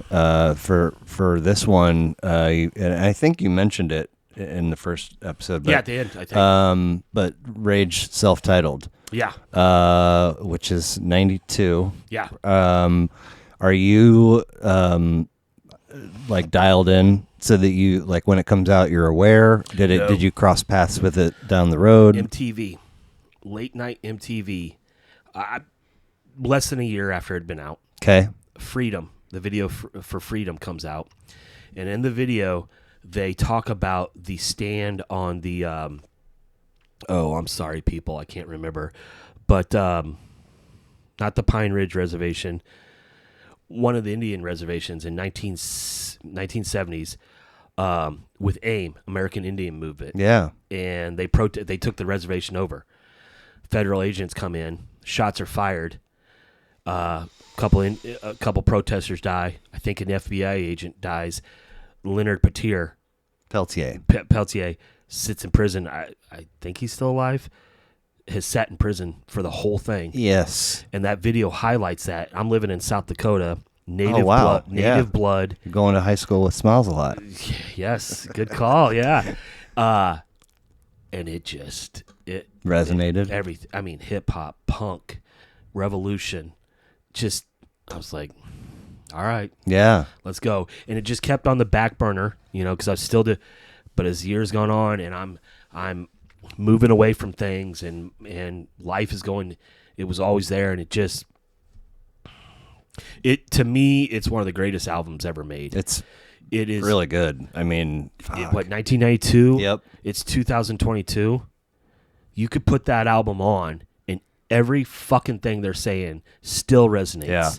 And if you don't think it does, you need to pull your head out of your ass. Yeah. Because it's still there. Did you see a couple of months ago, there was a radio station in Portland, I think, Portland, and something had happened. Like some people had been fired from the radio station. Something weird happened, but they decided that they were just going to play "Killing in the Name" on a loop for like 24 hours. Fuck yeah. Did you see that? I did read about that. Yeah. And it was like it got sent to me, and I went and followed, like, because eventually there's a link to the live stream of that radio station, and sure as shit, and they were like recording, I think, the occasional call-in request, and it was either, people saying something crazy, and then they just, keep the loop going just in spite of, or people being like, "Hey, will you play Killing?" So either way, like, that's all. And anyway, I feel like they've been just kind of here and there and a lot lately. Well, they've been on tour. That was postponed from 2020. From 2020, and then they just finished. I think about a month ago, they did a 3 to 5 show run at Madison Square Garden to finish it off with "Run the Jewels." And there we go. The first night of the show, Zach De La Rocha blew his Achilles. Yeah, and so he's been sitting in the front and still just rocking it. Wow. And I think he might have had surgery, because the last video I saw, he's got a cast on his leg. Killing the Name of, it's such a great song, and people, all the FUs. They've got a concert. They were broken up for many years, and this is before Prophets of Rage. Over in England, I guess the American Idol contest winner for years would be the big Christmas thing. It was something. So a radio station started a petition, like, no, we want "Killing in the Name of" to be the #1 song. Gains traction. Tom Morello and Brad and Tom of the group find out, and they're like, "Hey, we've talked to Zach. If you guys make us the #1 by this time, we'll come play a free show." Oh, wow. And they did it, and it was fucking. And Simon Kroll of American Idol lost his mind. Like, how the fuck is this happening? Like he was upset? Pissed. Like, no, boy. This is wrong. No, this isn't even music. And I mean, that what? Yeah, he's a douche. He's like, fuck. I mean, there's been so many critics like, it's not music, it's just noise. I remember a boss telling me that too. Hippie chick, this is just noise. I'm like, yeah. There's plenty of acts out there that you could say that about. Yeah, I could. They're not list. one. No, I mean, at the beginning, if you don't know your history of rock, punk, and hip hop, you're gonna be like, wow, that's a lot of stuff going on. But if you know, and this is where I become a music snob, if you know music, you're picking out how great each individual is. For one, Tom Morello might be one of the greatest guitar players ever, and that's Prince. I'll put Prince before Eric Clapton. Sure. I'll put Jimmy before Eric Clapton. Tom Morello, what he does with the guitar is fucking amazing. Yeah. I mean, that first album, you're reading all the credits, and at the very bottom it says, there was no samples or no DJs used for this album. And you're like, whoa. Well, there's... I knew I heard scratching. I knew I heard... And other forms that sound like electronic or, like that. That's all him. Yeah. He's manipulating the pedals and all that, but that's what guitar... Yeah. And Brad on the bass, it's nothing special, but John Paul Jones wasn't anything special either, and he's going down as one of the greatest bass players with one of the greatest groups ever too. You could list off bass, and then the drummer, and then when I had the chance, the very first chance to see him, Evil Empire, 1996, Red Rocks. Evil Empire. Second album. Okay. Oh, Second so tour in support of. Yeah. What album did you mention just a minute ago? That's self-titled. No. You mentioned another one. that had Prophets of Rage. Oh, Prophets of Rage. That was a group that was put together with Chuck D and Be Real and the rest of the Rage Against the Machine, and they went and saw that, and that was good. Yeah. I mean, I love me some Cypress Hill. Yeah, I love me some Public Enemy. Yeah, your picture of that. Twice. Yeah, they're so good. Yeah, man. And then you put that combo, those two MCs with those three guys that know how to do it. Oh, it was so good, and it just made me want. And I've got tickets. To the Rage Run Jewels coming up in March. Here? Yeah. Where is it? Sprint Center or T-Mobile, okay. whatever the fuck you want to call it. In fact, it's me and a couple buddies, but now I've been thinking about telling them to give my ticket or do something with my ticket, and I might get two just for me and Guinness, because I just took him to Kendrick Lamar, and his face was just. Was that a good show? Really? Was there anybody with him? He had two opening acts. One was his cousin. We got there a little late. We didn't see the opening acts, which worked out perfect. The parking garage wasn't taking money, or they weren't taking the full fee. Okay, nice. So it only cost me $5. Hey, I went up one turn and I go, watch this, Guinness, and then I turned the exit and went back down, parked right by the entrance. Damn. Like, you see where we just came in? Oh shit, yeah. And now we were up top. Uncle Brian hooked us up with tickets. It was beautiful. And at first I'm like, oh fuck, we're gonna have to walk up and like my knees. But it was just perfect. And I mean, it takes, especially in hip hop and rap, it takes a true, I don't want to say a man because I don't want to get people, it takes an artist, a strong artist to come out, no DJ, no band, yeah, no it's bag. like naked. Exactly. It's me, a microphone, and this huge ass stage. And I mean, the stage went to the center of the Sprint Center. Wow. And I mean, it was huge. 30 songs. Wow. And I mean, he would hit bangers. DNA, All Right. I mean, and the diversity, what made me so happy to take my son to his first concert, a hip hop concert. That was his first concert? First ever. Okay. A rapper from Compton. Right. Who I grew up knowing that's the fucking, Ice Cube, Dre, Snoop, yep. you name it. Compton is Compton. Yeah. And this kid, first of all, this kid was at the halftime show. Dre, Snoop, Eminem, and you're putting Kendrick there. Yeah. That says something right there. He's up there. You know, there's a lot of rappers that are butthurt because they weren't there. No. You know. I mean.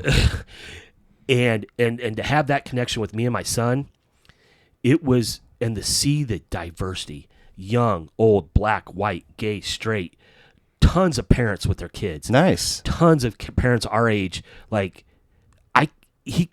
there's some cuss words, but that's the way life is. Yeah. And this kid is showing the world what life is and opening up his soul. His new album is just so amazing. Really? Yeah, I've been listening. What's it called? Kendrick Lamar, Mr. Morello. I'm gonna look it up because I'm a butcher. I'm horrible with these. Get to my old trusted Spotify because I know it's gonna be one of my recently played. Where are you at? Oh, there we are. Mr. Morale and the Big Steppers. I wasn't on it. And my boy Trey, from stories before, called up and he's like, yo, if there's one person I know that is a diehard hip hop head that can put judgment out, he's like, you have to listen to this. And he's like, it is the greatest album I've ever heard. I'm like, whoa. He goes, no. And he called me the N-word. He's like, nah.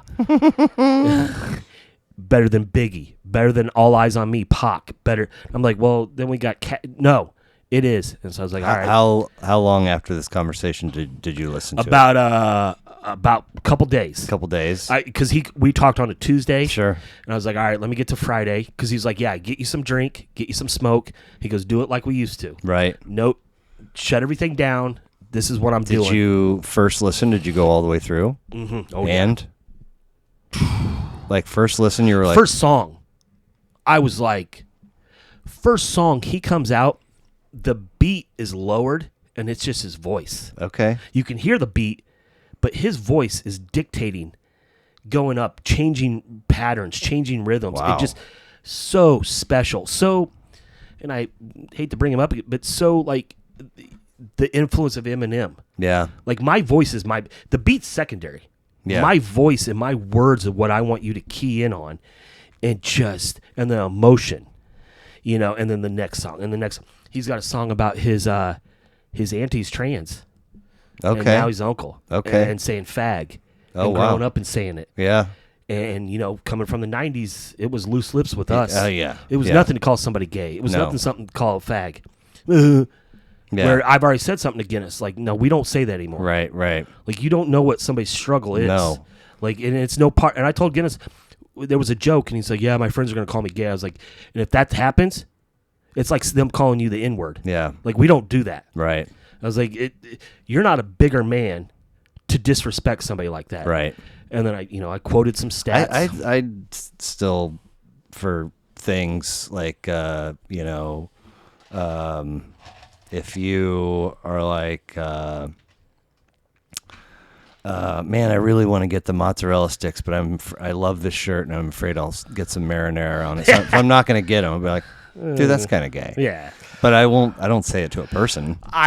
You are, I've changed up. Man, don't be a bitch. yeah. Just eat the fucking mozzarella sticks. It's tough, coming up, not just me, but any of the kids, any of us that grew up in the 90s, especially that were teenagers in the 90s, not young kids, but teenagers.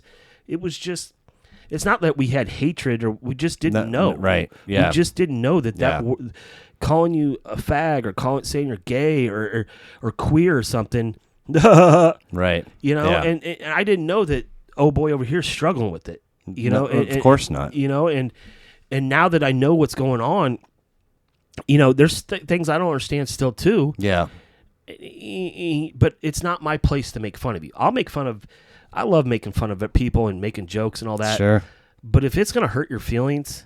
Yeah. No. But also. If it can't live in the fucking around circle, then it doesn't serve. But like we go back to what we were talking about on the first one with like Slim and all that. At some point, I'll go back to, was it Chris Rock? No, it was, who was it? Black comedian. If you can take a dick, you can take a joke. And I'm like, at some point, I think, especially now in today's society, like with Chappelle and all that, like, if you listen to him, he's not being anti-trans. Furthest couldn't be further. In fact, he's just saying you don't get to be anti-black. Yeah, well, and or also, you don't get to say you're a minority, and then when shit hits the fan, I'm the real minority. Right, and also like. You don't have to consume my material. Like, fucking go away. Turn it off. Like, Turn it off. People don't do this about music and movie. I mean, anyway. So I'm a little bit embarrassed, but this is kind of how it goes. In 2010, 2011, maybe even 2012. It would have been whenever Kendrick's first record came out. Yeah, Good Kid, Mad City. And I think it was his first. And I had a line cook who was like, yo, this new dude is, been, kind of selected by Dre, and they're tight and all this stuff. And he's like, it's so good. And I was like, well, let's check it out. And so the song he put on is like, I don't know what he's saying, but it's this better drink. Drink. Smoke, drink. Yeah, and smoke. it's just like deep in. Yeah. He just kept playing that, and I was like, this is fucking boring. Like, to me. At first, with that song, yeah. At first, when you hear it, you're like, I never went. No, never. So you got to. I know. I know. And here's a little fun fact. Yeah, picked by Dre. When he got picked by Dre and put on the death row, he was touring with Tech Nine. Oh, really? He was, yeah. Kendrick was on an independent label, Top Dog Entertainment, because hooked up with the Bloods. I mean, he comes from a blood all clicked. He's blood, Pyru, straight head to toe. Wow. Now but everybody around him, everybody near him, all Pyru, all blood.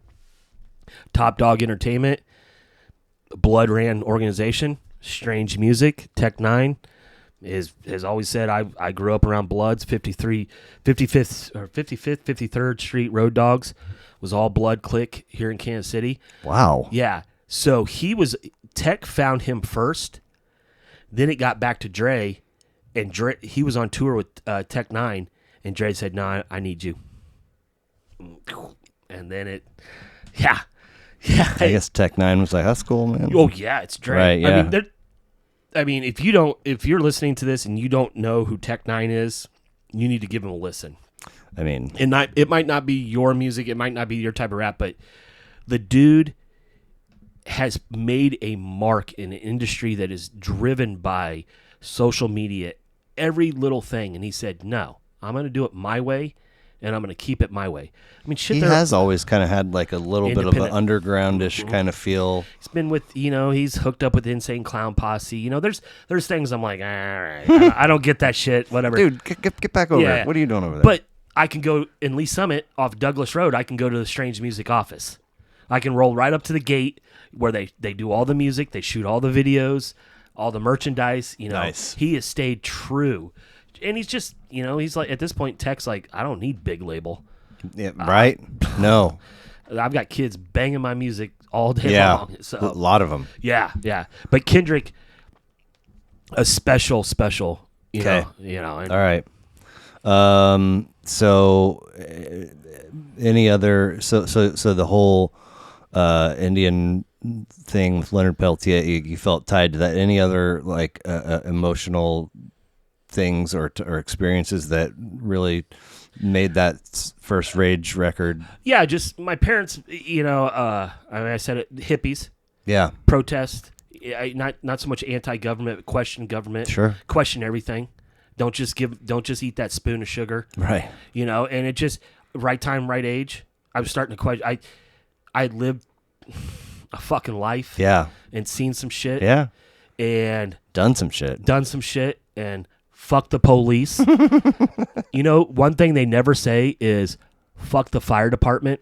Think about that. Yeah. But it was starting to click. Like, yeah, for sure. And as I got older and I kept listening to it, and I will say that Rage, I could feel it inside me. Like, I'm sick and tired of seeing my friends. We all get pulled out of the cop car or get pulled out of the car. Why are only the black guys being handcuffed? I'm sitting in there too. And you legitimately experienced that? Yeah. I mean, I've been hogtied by cops. Sure. I've been, like illegally searched, illegally pulled over. Right. Questions. I don't have to answer your questions. Yes, you fucking do. And it just started, it build and not trusting what was going on in the world. Yeah. And looking at things like, and it just built and built, and every track, just from that first one, bomb track, boom, boom, boom, boom, that bass line, like, all right, dude, let's go. It's so good. And I've always been like that. You take living in the hood and being in the game and all that, and seeing the worst. I wouldn't say the worst of society, but the lows of society. Yeah. And people struggling. They might not, this family over here, 2 houses down, they're not doing anything with drugs, but mom and dad are working their asses off. They're barely keeping the lights on. Yeah. Why is that? Oh, well, they're Mexican or they're black or they're poor white trash. And starting to question shit and just be like, why the fuck is it like this? Why is it there are only certain neighborhoods that black people live in? And then when you start to have questions, you start to look for the answers. Yeah. Oh, hey, there was things called red line districts. Oh, we're not going to give anybody any loans over here. Because why? Because they're minorities.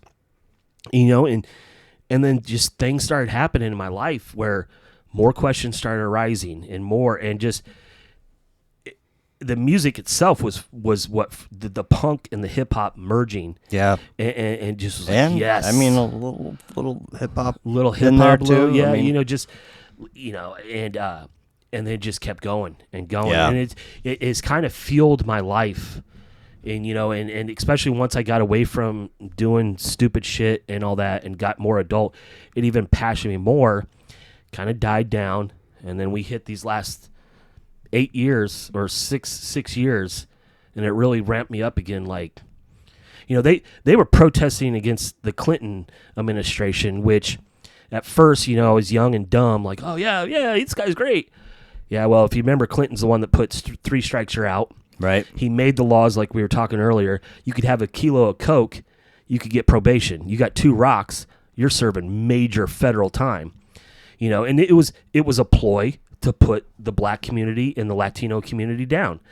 And so as I got older and I started realizing this and coming to terms with it, and also I hate to say it, coming to terms with white privilege. Yeah. Like and like I don't like this shit. Yeah. Like, and I, reverting back to when I was younger, and hippie parents, like, question. The government is not always right. And then when we elected that fucking douchebag, and I mean, I don't know where you stand. I think you stand around with the same me. Man. That was some of the worst times. And now I hate it because now if I see people wearing certain things, not even MAGA, if I see somebody wearing a shirt that says Patriot, I know, dude. I feel bad at myself. I get mad at myself because I've been taught not to be prejudiced. Yeah. But now I look at you. I've caught myself a couple, like I'll just see like a piece of the New England football team, oh shit, Yeah. because anyway, I just can't even really describe how unfortunate it feels to have lived through all of the shit, that the divisiveness and the hatred and all of it. And then, obviously he's in the news, for other, but he's not in the Oval Office anymore. And the aftermath is just so foul. And it's like people are like, fucking buy it. I'm like, what? Yeah. What? Why are you even pointing at him? Like, look at the rubble of absolute charred ground grossness that we're all living in because of him. It felt and like people that support him and think like him. Oh yeah, we're the problem. It felt like, and maybe I was young and dumb, but it felt like in the 90s we kind of were starting to come together. I mean, we were all accepting each other. Like, yeah, you're this, you're this. In the gay and lesbians and trans, they still had a still road to go, but it really did. It felt like, okay, 9/11 happened. Yeah. Well, the George Bush got elected, the whole Florida thing, but then 9/11 happened. Sweep that under Yeah, the rug. yeah. Anywho, and then we came together even more as a country. Like, now it doesn't matter. Now it's about our country. And I'll say this, if anybody's listening, I love this country. I love what it's given me and the freedoms I have. But I'm not going to stand by and watch it burn to the ground because people want to take us back to fucking the 40s and 50s and Nazi and fascist. I mean, you're a fascist. You are. Like, I'm raising my kids to tell them, those people deserved. I got two grandpas that are in the grave right now, and they're rolling because they fought Nazis and killed Nazis and survived and saw their friends die to kill this. Yeah. And the fact that people are saying now, well, is it really? And try to cloud it over with this American pride. No, so it's two sides to me. One side, I think perhaps the side that we stand on and look, it's like, please don't behave that way because we all need to like kind of work. And that from that side, it feels like you don't belong. Yes. This is ours. That to me, that's what patriot is. And it's just like, ew, like I am thoroughly disgusted and feel like I need to take a shower now. And there's not really a real way of knowing where all those people are and live and work and buy groceries. Right. It's the shitty thing is they're our next door neighbors. I know. It's like, the pedophiles, the convicted sex, whatever. They get the red dot on the map. We need some other ones. Maybe we need some other ones. Yeah. Anyway. And I'll tell you, this is what happens to a country that was not willing to accept a black man as president. This has been my opinion from day one. There was a section of white America and the theory of the worst white person is better than the best black person. And there was a section that not just him, but his whole little Magna thing tapped in. And God forbid that a black man is going to tell me how to run my country. I mean, that was there and alive and breathing, but it was hushed. It was in the basements. And now it's on the front porch. Yeah. I mean, and I don't have time for it, dude. I don't have time. And like I said, Rage Against the Machine, and the other one was Run the Jewels 4. 4, the newest one. Again, we don't all have the hip hop prowess that you bring to the table in your top 100 list in middle school. But in between today and the first time you were here, I had never heard of Run the Jewels. Ooh. And somebody came on and did an episode where they picked 5. What episode was that? 14. The dude that the Wu-Tang. I'll go back. I noticed that when you went on a break real quick. I was like, yeah, I gotta check out my man who's gonna draw the Wu-Tang. Dude, I love it. That is a really, really, really great episode. And like almost all of his shit, I was like, what? And so, so I've got some notes, and it's just shit, because I didn't know shit about these guys. Yeah. Until 3 months ago or whatever, and even so, anyway, it's I'm always just. Every time I look these guys, so it's LP and Killer Mike. Yeah, LP from New York, Killer Mike from Atlanta. And a nice little. They came together because Adult Swim. I know, the Cartoon Network. Yeah, they wanted to do a little. Adult Swim wanted those two to do a collab. Yep. And they did it, and they're like, whoa. Well, I think they did a tour together. Yeah, and then after the introduction, and they were solo. They were touring, but solo acts, and then LP's production. Yep. And what Killer Mike from Atlanta. I didn't. He was on Stankonia. Yeah, I didn't know that. Yeah, he was a dealer, Big Boy, a friend of Big Boy's, and he got on the mic, and Big Boy's like, "You need to put that down, and you get on this." Right. And then LP. Okay. Really. Yeah, and he just started there, and some of the songs he is on Stanknovia and another one are some of the best. Like, oh, and I go back and I'm like, where song is Killer Mike? Yep, boom. And then LP, he is New York, ingrained in old school hip hop. Brooklyn. Yeah, he is like kind of like me, just that white boy. Just loves it. And I mean, they have put out from number 1 to number 4. Some of the best albums, and just if you take the time and listen, you're like, holy shit, dude. They're speaking so much truth. And then that number 4 came out June 2021, right after George Floyd.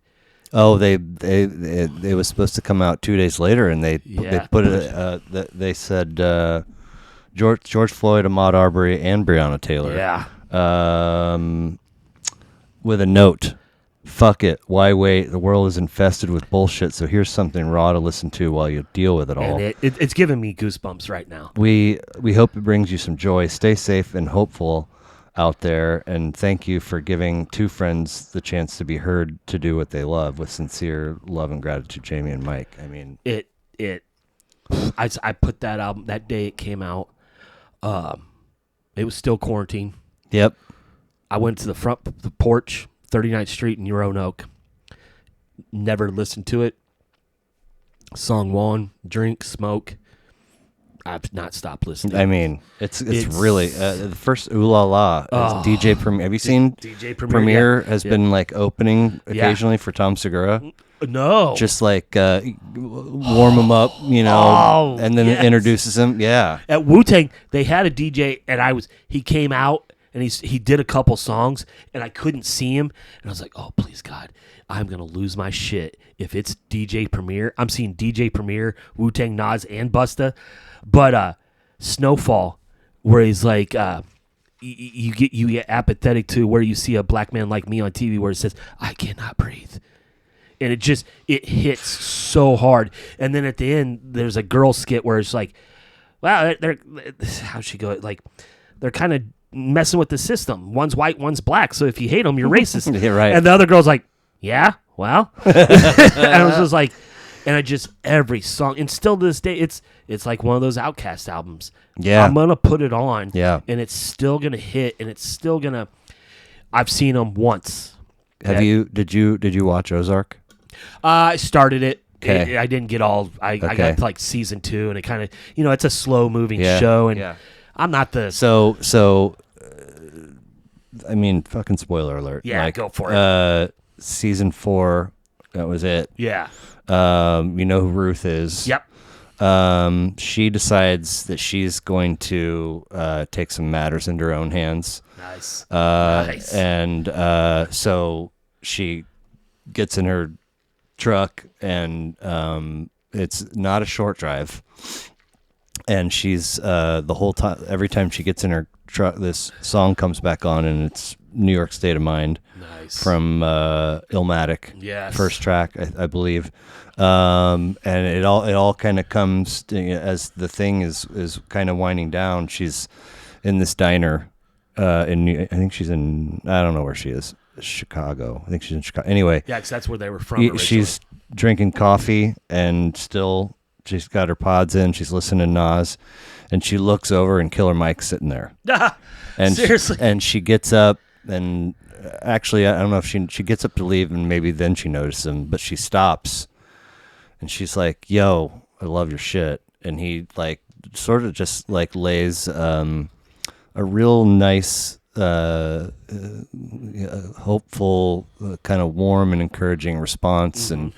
And then he's like, take it easy on the coffee. Like, that shit'll fuck with you. Yeah. Really wild. But super cool. And Killer Mike, I never, saw his, I never came across his shit. I always would be talking to somebody about something else, and he winds up in the conversation. You got to check out Killer Mike's the best. He's fucking awesome. And then there he is, like just a quick little cameo on one of the great shows, program in my mind, with just a really cool fucking message. But LP produced his rap music, RAP music record, which I didn't know. And then they Run the Jewels from Cheesy Rat Blues. Yeah. An LL Cool J song. 2 Chainz is on there, DJ Premier. Bonnaroo 2015. Were you at that one? 15? No. No, but they did. That was one of their first big. I've watched it, and I'm just like, you son of a bitch. I saw them at Beach Ball. Okay. A Buzz show. Oh wow. 2017. Okay. Yeah. They have a 3-song Tiny Desk concert. Yeah. In 2016. So good. Have you watched it? No, but I'm so good. LP starts taking hits of Hennessy. Oh, nice. And he's like, "Whew, I am sweating up here." There've always been a lot of little sort of fluttering reasons why I should gravitate towards Killer Mike, LP, Run the Jewels. But the thing that sold me is that they have ties with DJ Shadow. Yeah. Who I don't know if you know him, but really, that's their DJ. I think maybe he's been before. I would have to say. I won't do that. But no, DJ Shadow. Yeah, they really tap into the community, dude, and they're willing to use. Well, what is it? Second on number 4. They've got Zach De La Rocha and Pharrell. Yeah, for a while. Yeah. And what is that song? And they're all your masters. Fuck. It's one of the other ones that Just dollar sign with dollar signs. Yep. Legend has it from Run the Jewels 3 was featured as the audio for a teaser trailer for Black Panther. Yeah. In a 2017 NBA Finals game. Yep. 89 million views in 24 hours. Jesus. Like they have some fucking fans out there. Can we do a quick timeout? Yeah. All right. Sorry about that. Oh no, man, I had to go too. So, what else? Never Look Back. Maybe the strongest track on there. Never Look Back. It's a good ways in. Trackstar, the DJ, that dude, because Premier's on one track, but Trackstar, he's their their DJ. Yeah. That dude, he's got some mad skills. Yeah. The Ground Below, interesting hook in that one. Pulling the Pin with Joshua Home and Mavis Staples. Yeah. This dude said the inclusion of Joshua Home and Mavis Staples may be LP's finest production moment yet. Home's ghostly wailing and questing guitar provide a backdrop for Staples to sing an image that perfectly distills not only Run the Jewels' oeuvre, which I had to look up, the artist's work taken as a whole, but the bloody centuries of America's history. That's a dude named Channing Freeman writing for Sputnik Music, which is a website. I had to look it up. It's a website that has pros and like actual professional writers, and then just amateurs. Nice. That can review stuff. But that Pulling the Pin track is fucking really strong. It is. It was Walking in the Snow was the one. Okay. Yeah, because he's got lines in there.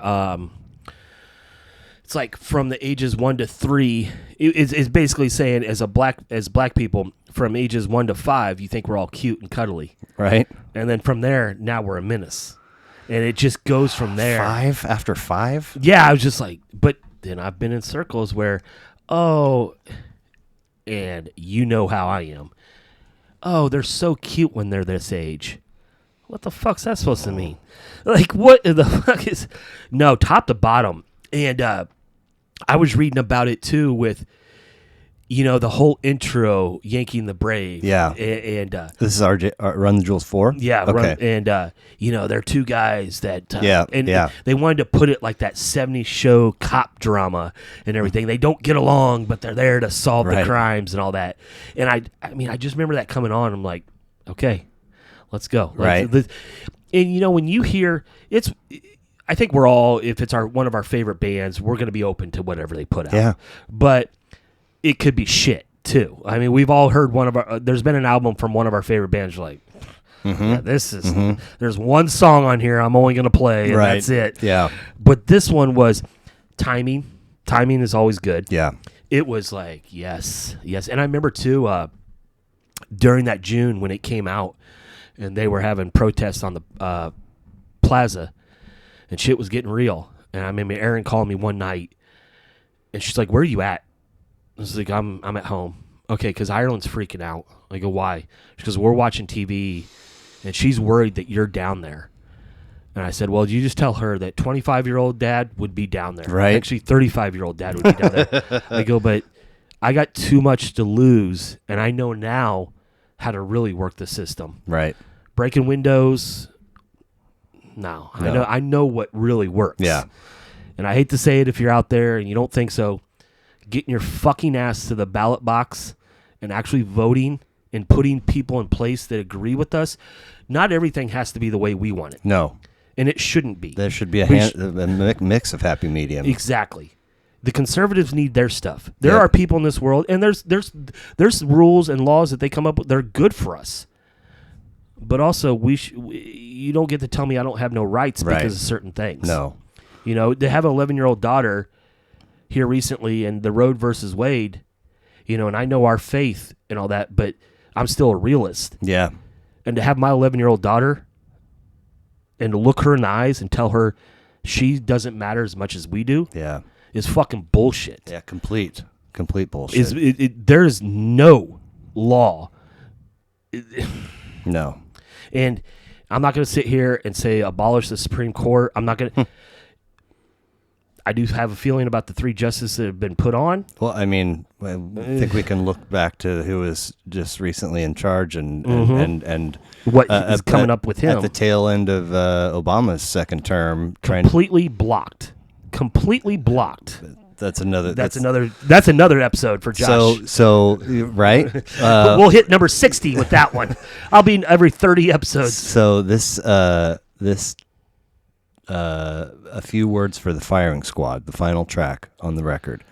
You've got 3 2-minute plus songs, 7 3-minute plus songs, and then this one at 6. It clocks in at 6:42. Really intense, calculated. There's some like saxophone stuff. The sax solo, and just it brings you in and just I mean, I don't want to take. I need to listen to their first 3, and I don't want to take anything away from their talents as rappers and writers, but really solid production. Yes, I mean, yes, front top to back. It's one of the better produced. But also, all 4 of these records they put out for free on their website. Like you can go and get them elsewhere, but free. Fucking free. Who does that? Here it is. We don't. I've got 1 and 3. Okay. Number 2 is one of the in all vinyl. Okay. 1 and 3 on vinyl. Number 2 is almost impossible. It's a big seller. Really? Because number 1 was good. Number 2, people jumped on. I bet. And number 3, number 4 you can still get. Sure. And I'm searching for that number 2, and I'll spend a grip of money because I want to be one of those ones. I've got all 4, and I'll get number 5. Man, so appreciate the compliment on the Sex Packets. Dude. I first time in my life went to a record store. Which one? Records with Merit. Where's that? Westport. On Westport Road, just kind of up by the QT a little. Oh, okay. I don't think I've been there. I mean, I didn't go in there. I wanted to buy what I felt like buying based on what and go in there with a list. But I bought 5 records. Nice. $200. Dude, they're killing us. I mean. I was like, this is not going to be a thing that I can do. No, it hurts. Like I found David Bowie Let's Dance. Oh, shit. First pressing, $50. Yeah. And what killed me, there was an original price sticker on it from Kmart, $7. Mm-hmm. And I'm just like, and Justin makes fun of me and Jackie because both of us will get into vinyl, and he's like, no. I've got it all right here. I know. And we're like, yeah, but still. And he goes, I don't have to get up. And he's just such that's why I love him. He's just, no, I don't understand why you guys are doing it. He won't complain when we're playing them. No. But check out Mill Street. Oh, it's a buddy of mine that was also on here not too long ago said that. I heard of that place first, and so I went, and then he told me about. So I'm going to go there next. And then there's one off of Metcalf, okay. About 75th and Metcalf. Old Olathe, it's 75th and Metcalf. You go south on Metcalf. Old Overland Park? Overland Park. Right there, there's like a little Main Street thing. There's a record store there. That's where I got the David Bowie. It's not just a record store, CDs. But they also have stereo equipment. Nice. Top of the line stuff. Huge. The old school, huge rock posters. Yeah. Like it was walking back into a 90s record store like, all right. That's awesome. I could sit here and dig for a while. Listen, man, I really appreciate you coming and doing this. Sir. Unfortunately, I got dogs to feed and a hockey game to get ready for. I would happily sit here another 90 minutes. For sure. But since you mentioned it, and I told you at the end of the last one that I'd hit you up again, I mean, Dude, anytime. okay. I mean, Anytime. I love this. I love me too. talking music. Me too. We're getting to know each other. We've got 100%. Our girls are going to be another 2 years at least together. So yeah, it's nice to be able to relate with somebody For sure. and no pressure. And if you're a St. Peter's parent, don't look at Josh weird. Yeah. Even if he gets kicked out of soccer games. What was I going to say about that? You're not quiet when it on the sidelines there, and interestingly enough, Eileen coaches them in basketball too, and she like attended this class after the last basketball season, and then sent out just to the parents like some bullet points. And it was all like basically the whole entire class was about how you should be supportive of your kid, and not only at the game but the drive there and back, and not trying, just being encouraging. And like I was like, fuck, I got an F. I got all of it wrong because I've never taken issue. I definitely know what you're talking about. With some calls at Swope. The thing that has really, really upset me a time or two has been that there is more often than not zero urgency from the officiating standpoint to get a ball back in place to start play again. And it's like, hey, man, this is soccer. Clock's ticking. Yeah. Nobody ever knows when the game's going to be, Yeah. And so just a little bit of hustle. Yeah. And I've seen it, like they'll go and, set it up, but they walk Lollygag. super slow, or it's very clear that girls from both teams don't know, and they just wait for them to figure it out. And it's like, dude, this is our money here. Very quickly. That was what was making me so mad. Is as a ref, you need to be helping these girls learn the game. 100%. They need teaching. We're not competitive. I'm not dropping $1,700 and all that no. Right. And after I got kicked out, I went quiet, and Aaron said the girls are playing bad. You're not encouraging them. You're not over here on the sidelines. Hey, look at this. Look at this. I'm not trying to push them. I'm just trying to I guess I am trying to push them, but like on the ride homes or the ride to, I'm nervous. There's nothing to be nervous about, girl. You've done this before. Yeah. I'm glad you're nervous. That means you want to do your best. On the way home, I'll to both of them, 1 to 10. How do you think you did? I think I did a 2. I think you did a 5, 6. Here's how we're going to work. Yeah. To that end, without question, the girls' basketball is my favorite. Like every game is like just holy shit. I wish I would play. There was one game last year where every freaking, like literally, if I would have been out there calling the game, this dude mimicked. It was like watching myself, because every violation, he didn't let anything go, and he also he'd blow his whistle. He'd signal what the call was to the scorekeeper, and then he would go to the person that just committed the foul and say, hey, this is called the paint. You can't be in here for 3 seconds. Beautiful. And teaching them the game. Blow a whistle, and right back. Yep. Both sides. And I sought him out. We were filing out, and I saw him like down the way by the concession stand talking to somebody.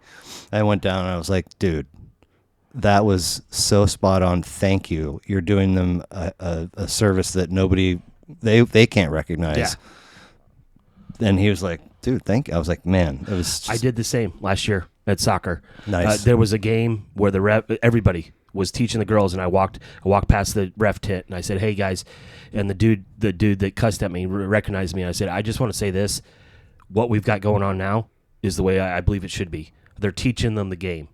They're making it fun. They're making it competitive. They're also teaching, and that's all I ask. I'm not dropping all this money for a traveling team. Right. I just want her to learn and love the game. Yeah. That's all I want. Right. And I mean, I don't played football, played basketball. That's a whole nother story. Yep. But soccer, I'm learning myself. Right. All right, man. Seriously, thanks again. I appreciate it. Anytime. I love this. I love it. We'll, we won't wait 30 episodes to get you back next time because we could do this easily for hours. So thanks, man. I got more stories. All right. See you.